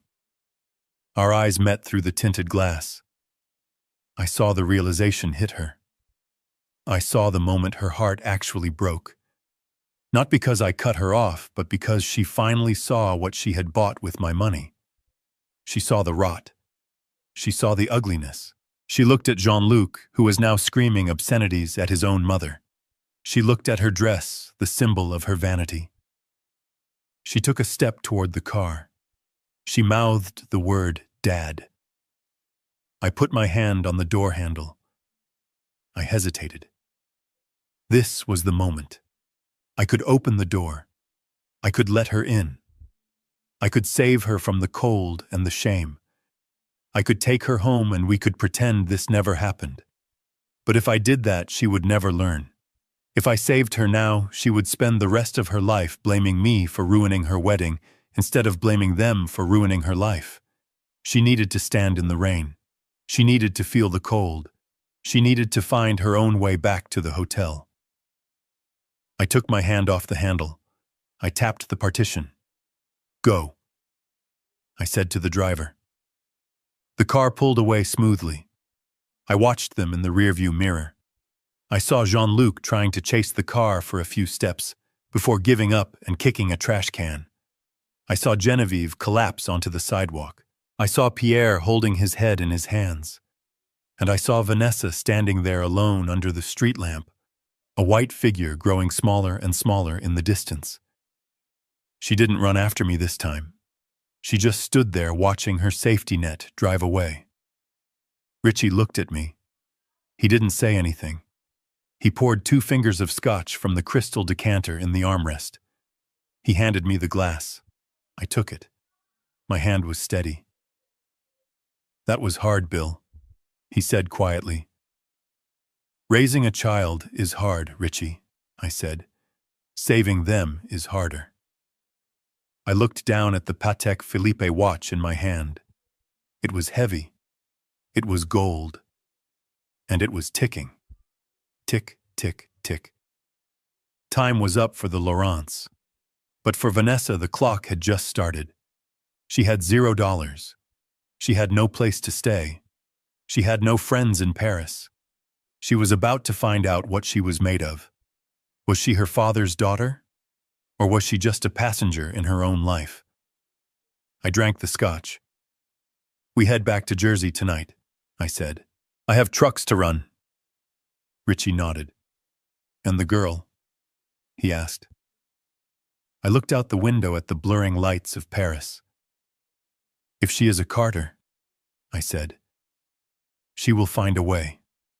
If she isn't, well then she belongs here with them. The car sped up, merging onto the highway, leaving the city of lies behind. I closed my eyes. I didn't sleep. I just listened to the hum of the engine and waited for the plane that would take me back to the world where work meant something and a handshake was a contract. I was done with nobility. I was ready to get back to the mud. I settled into the back seat of the black Mercedes, and the leather creaked under my weight. It was a sound of finality, a period at the end of a very long, very painful sentence. Richie sat next to me, and I could hear him exhale a breath he must have been holding for the last hour. The air inside the car was still and smelled of lemon polish and conditioned air, a stark contrast to the scent of rain and desperation outside. The driver put the car in gear. I saw his eyes flick to the rearview mirror, seeking instruction. Drive, I said. My voice was gravel. Do not stop. The car began to move, smoothly, silently, pulling away from the curb of the Place des Vosges. I did not want to look. Every instinct in my body screamed at me to keep my eyes forward, to focus on the road ahead, to forget the wreckage in the rear view. But I am a father, and a father always looks. I turned my head. Vanessa was standing exactly where I had left her, frozen on the wet pavement, like a statue carved from ice and regret. Her white dress, the one she had fought so hard for, the one that had cost her a relationship with me, was splattered with mud at the hem. It glowed ghost-like under the street lamps. She looked small, smaller than I had ever seen her. Even when she was a child, she had occupied space with her energy, her demands, her laughter. Now she looked like a paper doll that had been left out in the storm. Then she moved. The realization that I was actually leaving, that the threats were not just words, that the safety net was truly gone, finally hit her. It snapped the strings that held her up. Dad, she screamed. It was a raw, primal sound. It penetrated the soundproof glass of the luxury car. She started to run. She ran in her high heels, stumbling on the cobblestones. She ran in the $20,000 dress that legally belonged to me. She ran past Jean-Luc, who was still screaming at his parents. She ran past the maitre d', who was watching with a mixture of pity and professional disdain. She ran toward my car. "Dad, please stop," she yelled. Her hands were outstretched, grasping at the air, grasping for the bumper, grasping for salvation. "Dad, I have no money. I have nowhere to go, please." The driver hesitated. He slowed down slightly. It was human nature. You see a young woman crying and running after a car, you slow down. I leaned forward. I said, "Drive," I growled. "Do not slow down." The driver nodded quickly and pressed the accelerator. The engine purred, a deep surge of power that widened the gap between us and her. I watched her through the tinted glass. She was running faster now, desperation fueling her legs. Her hair had come loose from its elegant updo and was whipping around her face. Her makeup was streaked, dark lines of mascara carving paths down her cheeks. "I am sorry," she screamed. "Dad, I am so sorry. I love you. Please open the door." My hand twitched on my lap. It would be so easy. It would be the easiest thing in the world to tap the glass, to tell the driver to stop, to open the door and let her in. I could wrap her in my jacket. I could take her to the hotel. I could order her room service and tell her everything was going to be all right. I could fix it. I had the money. I had the power. I could fix anything. But fixing it would break her.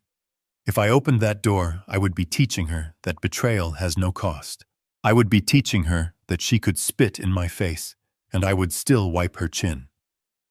I would be confirming everything the Laurents believed about Americans, that we are soft, that we are foolish, that we can be used.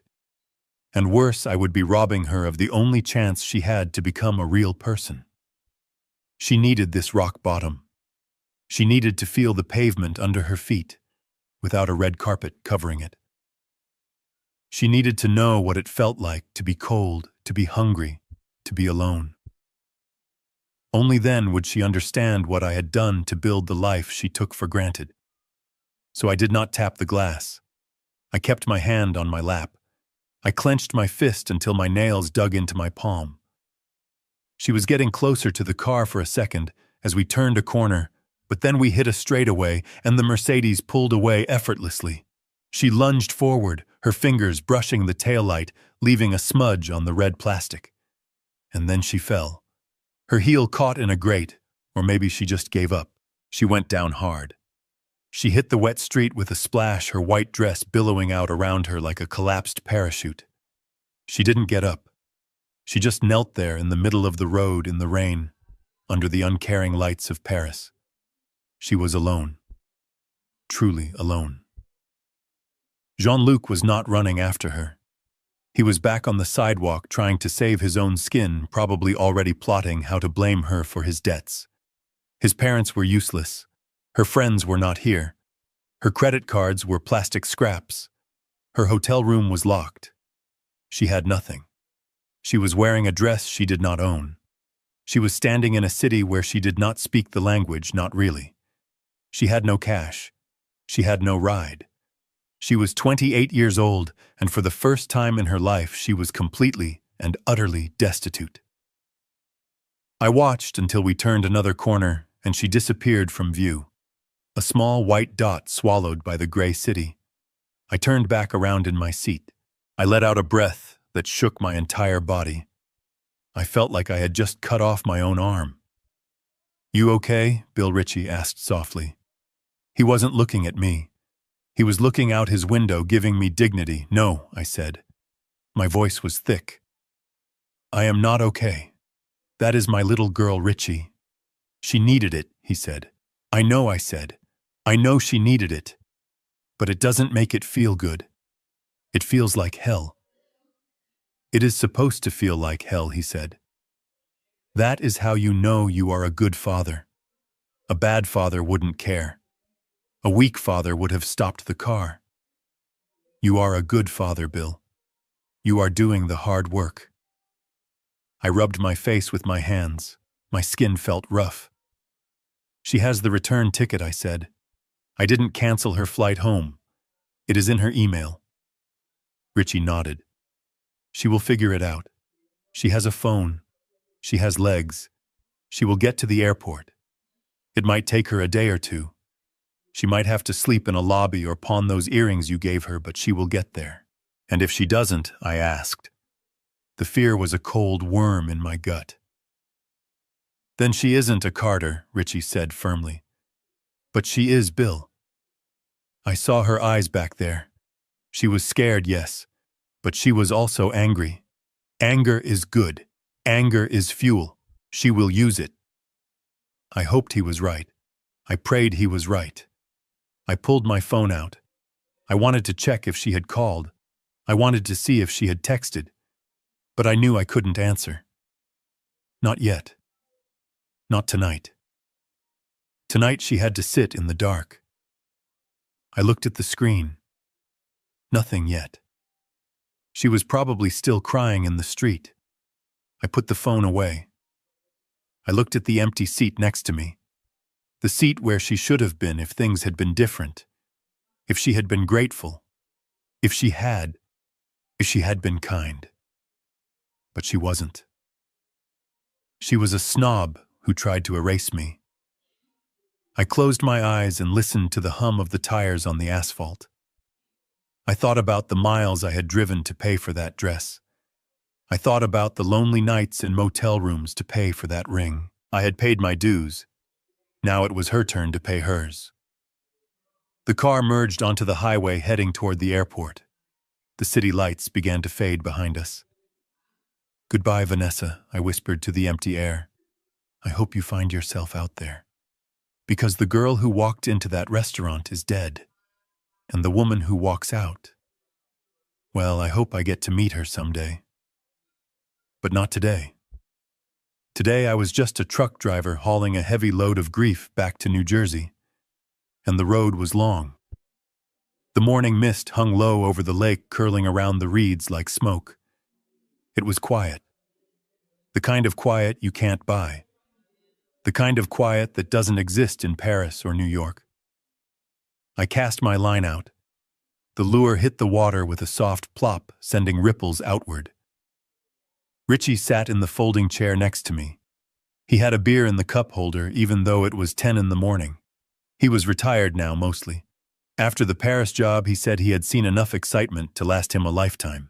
"Any bites?" Richie asked. "Not yet," I said. "They are thinking about it. Fish are smart. They don't just jump at the first shiny thing they see. They wait.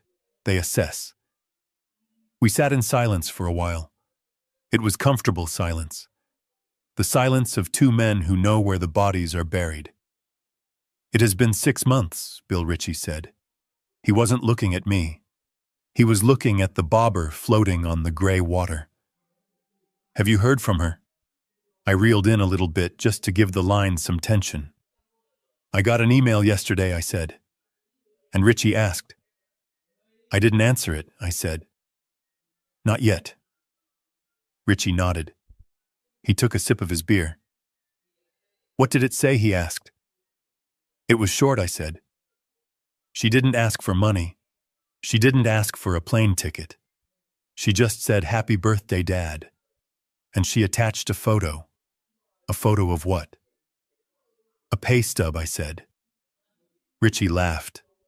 A soft chuckle that scared a duck nearby. "A pay stub," he said. "From where?" "A diner in Queens," I said. "The Rust Bucket. It is a greasy spoon on Northern Boulevard. She is pulling double shifts. Waitressing." "Waitressing," Richie said. "Vanessa Carter, the girl who wouldn't wear anything that didn't have a designer logo, is slinging hash in Queens." "She is," I said. "And she is good at it, apparently. The manager told my private investigator she is the hardest worker he has. She shows up on time. She doesn't complain. She takes the extra shifts when the other girls call out." The investigator, Richie asked, "You are still having her watched?" "I am a father, Richie," I said. I cut her off. I didn't stop caring. I just need to know she is safe. I need to know she is eating. I am not interfering. I am not helping. But I am watching. And she is living where, Richie asked. "A studio apartment in Astoria," I said. "4th floor walk up. No doorman. No view of the Eiffel Tower. Just a view of a brick wall and a fire escape. She pays the rent herself. Cash. Tips." Richie shook his head. "That is a hell of a turnaround, Bill. 6 months ago she was sipping $20,000 wine and calling you a peasant. Now she is serving coffee to guys who look exactly like you." "That is the point," I said. She needed to meet the people she despised. She needed to serve them. She needed to understand that the guy in the work boots isn't dirty. He is tired. He is the backbone of the world. And she needed to learn that a dollar isn't just a piece of paper. It is a unit of life. It represents time. It represents sweat. I looked out at the lake. The sun was burning off the mist, revealing the trees on the far bank. They were turning orange and red. Autumn was coming. "She wrote something else in the email," I said. "Yeah," Richie asked. "She said she was sorry," I said. "Not for the wedding, not for the money. She said she was sorry for being ashamed. She said she met a truck driver last week, a guy who comes in for breakfast every Tuesday. He reminded her of me. She said she talked to him, really talked to him, and she realized she had been looking at the world through a dirty window her whole life. Richie smiled. Sounds like she's growing up, Bill. She is getting there, I said. She isn't there yet. She still has some road to travel. But she is in the driver's seat now. That is all I ever wanted. What about the money? Richie asked. The 300 grand, the wedding fund. I reeled in the line. I checked the bait. It was still there. I spent it, I said. Richie raised an eyebrow. You spent it? On what? A new boat. A vacation. No, I said. I set up a scholarship fund. A scholarship? Richie asked. The William Carter International Exchange Program, I said. It is for the children of long-haul truckers, specifically for kids who want to study foreign languages and culture. Richie started to laugh again. This time it was a real belly laugh. He slapped his knee. You are kidding, he said. You set up a fund for truckers' kids to learn French.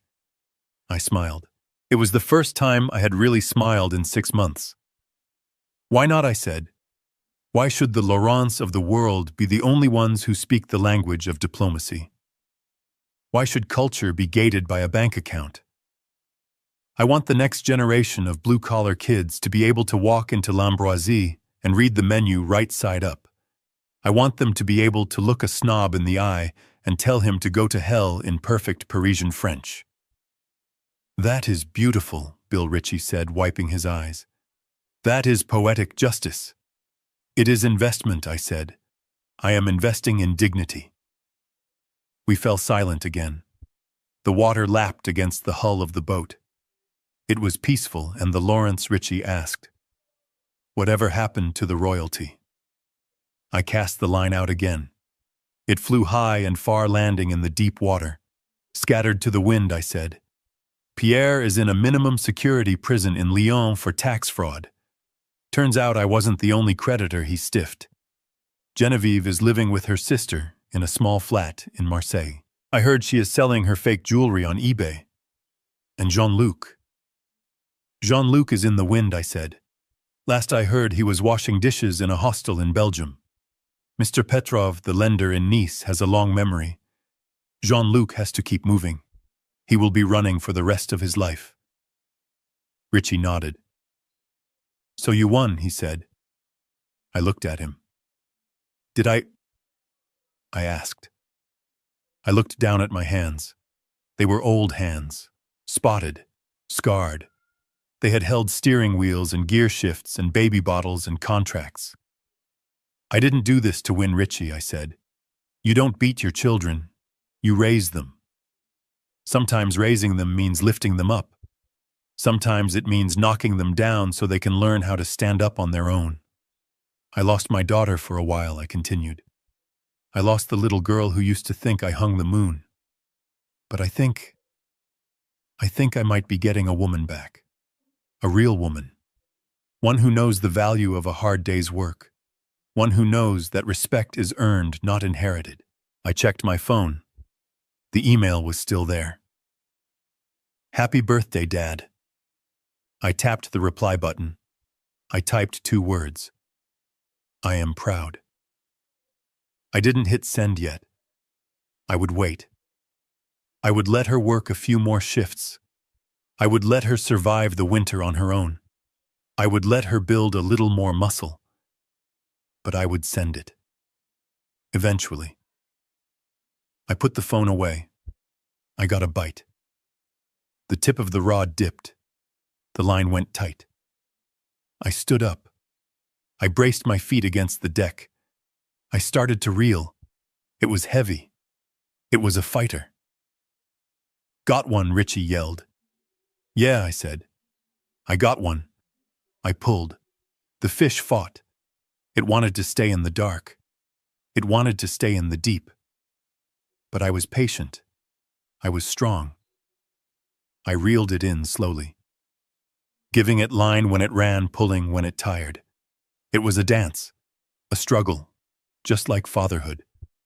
You hold on tight. You let go. You pull. You hope the line doesn't break. And eventually, if you are lucky and if you are patient, you bring them home. I pulled the fish out of the water. It was a bass, a big one.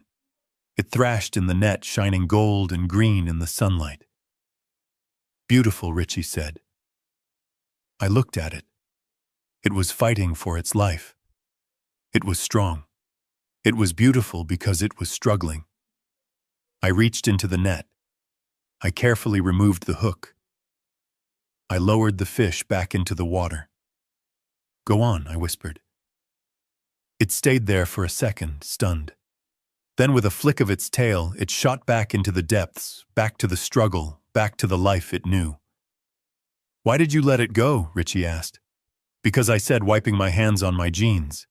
It isn't ready for the dinner table yet. It has more growing to do.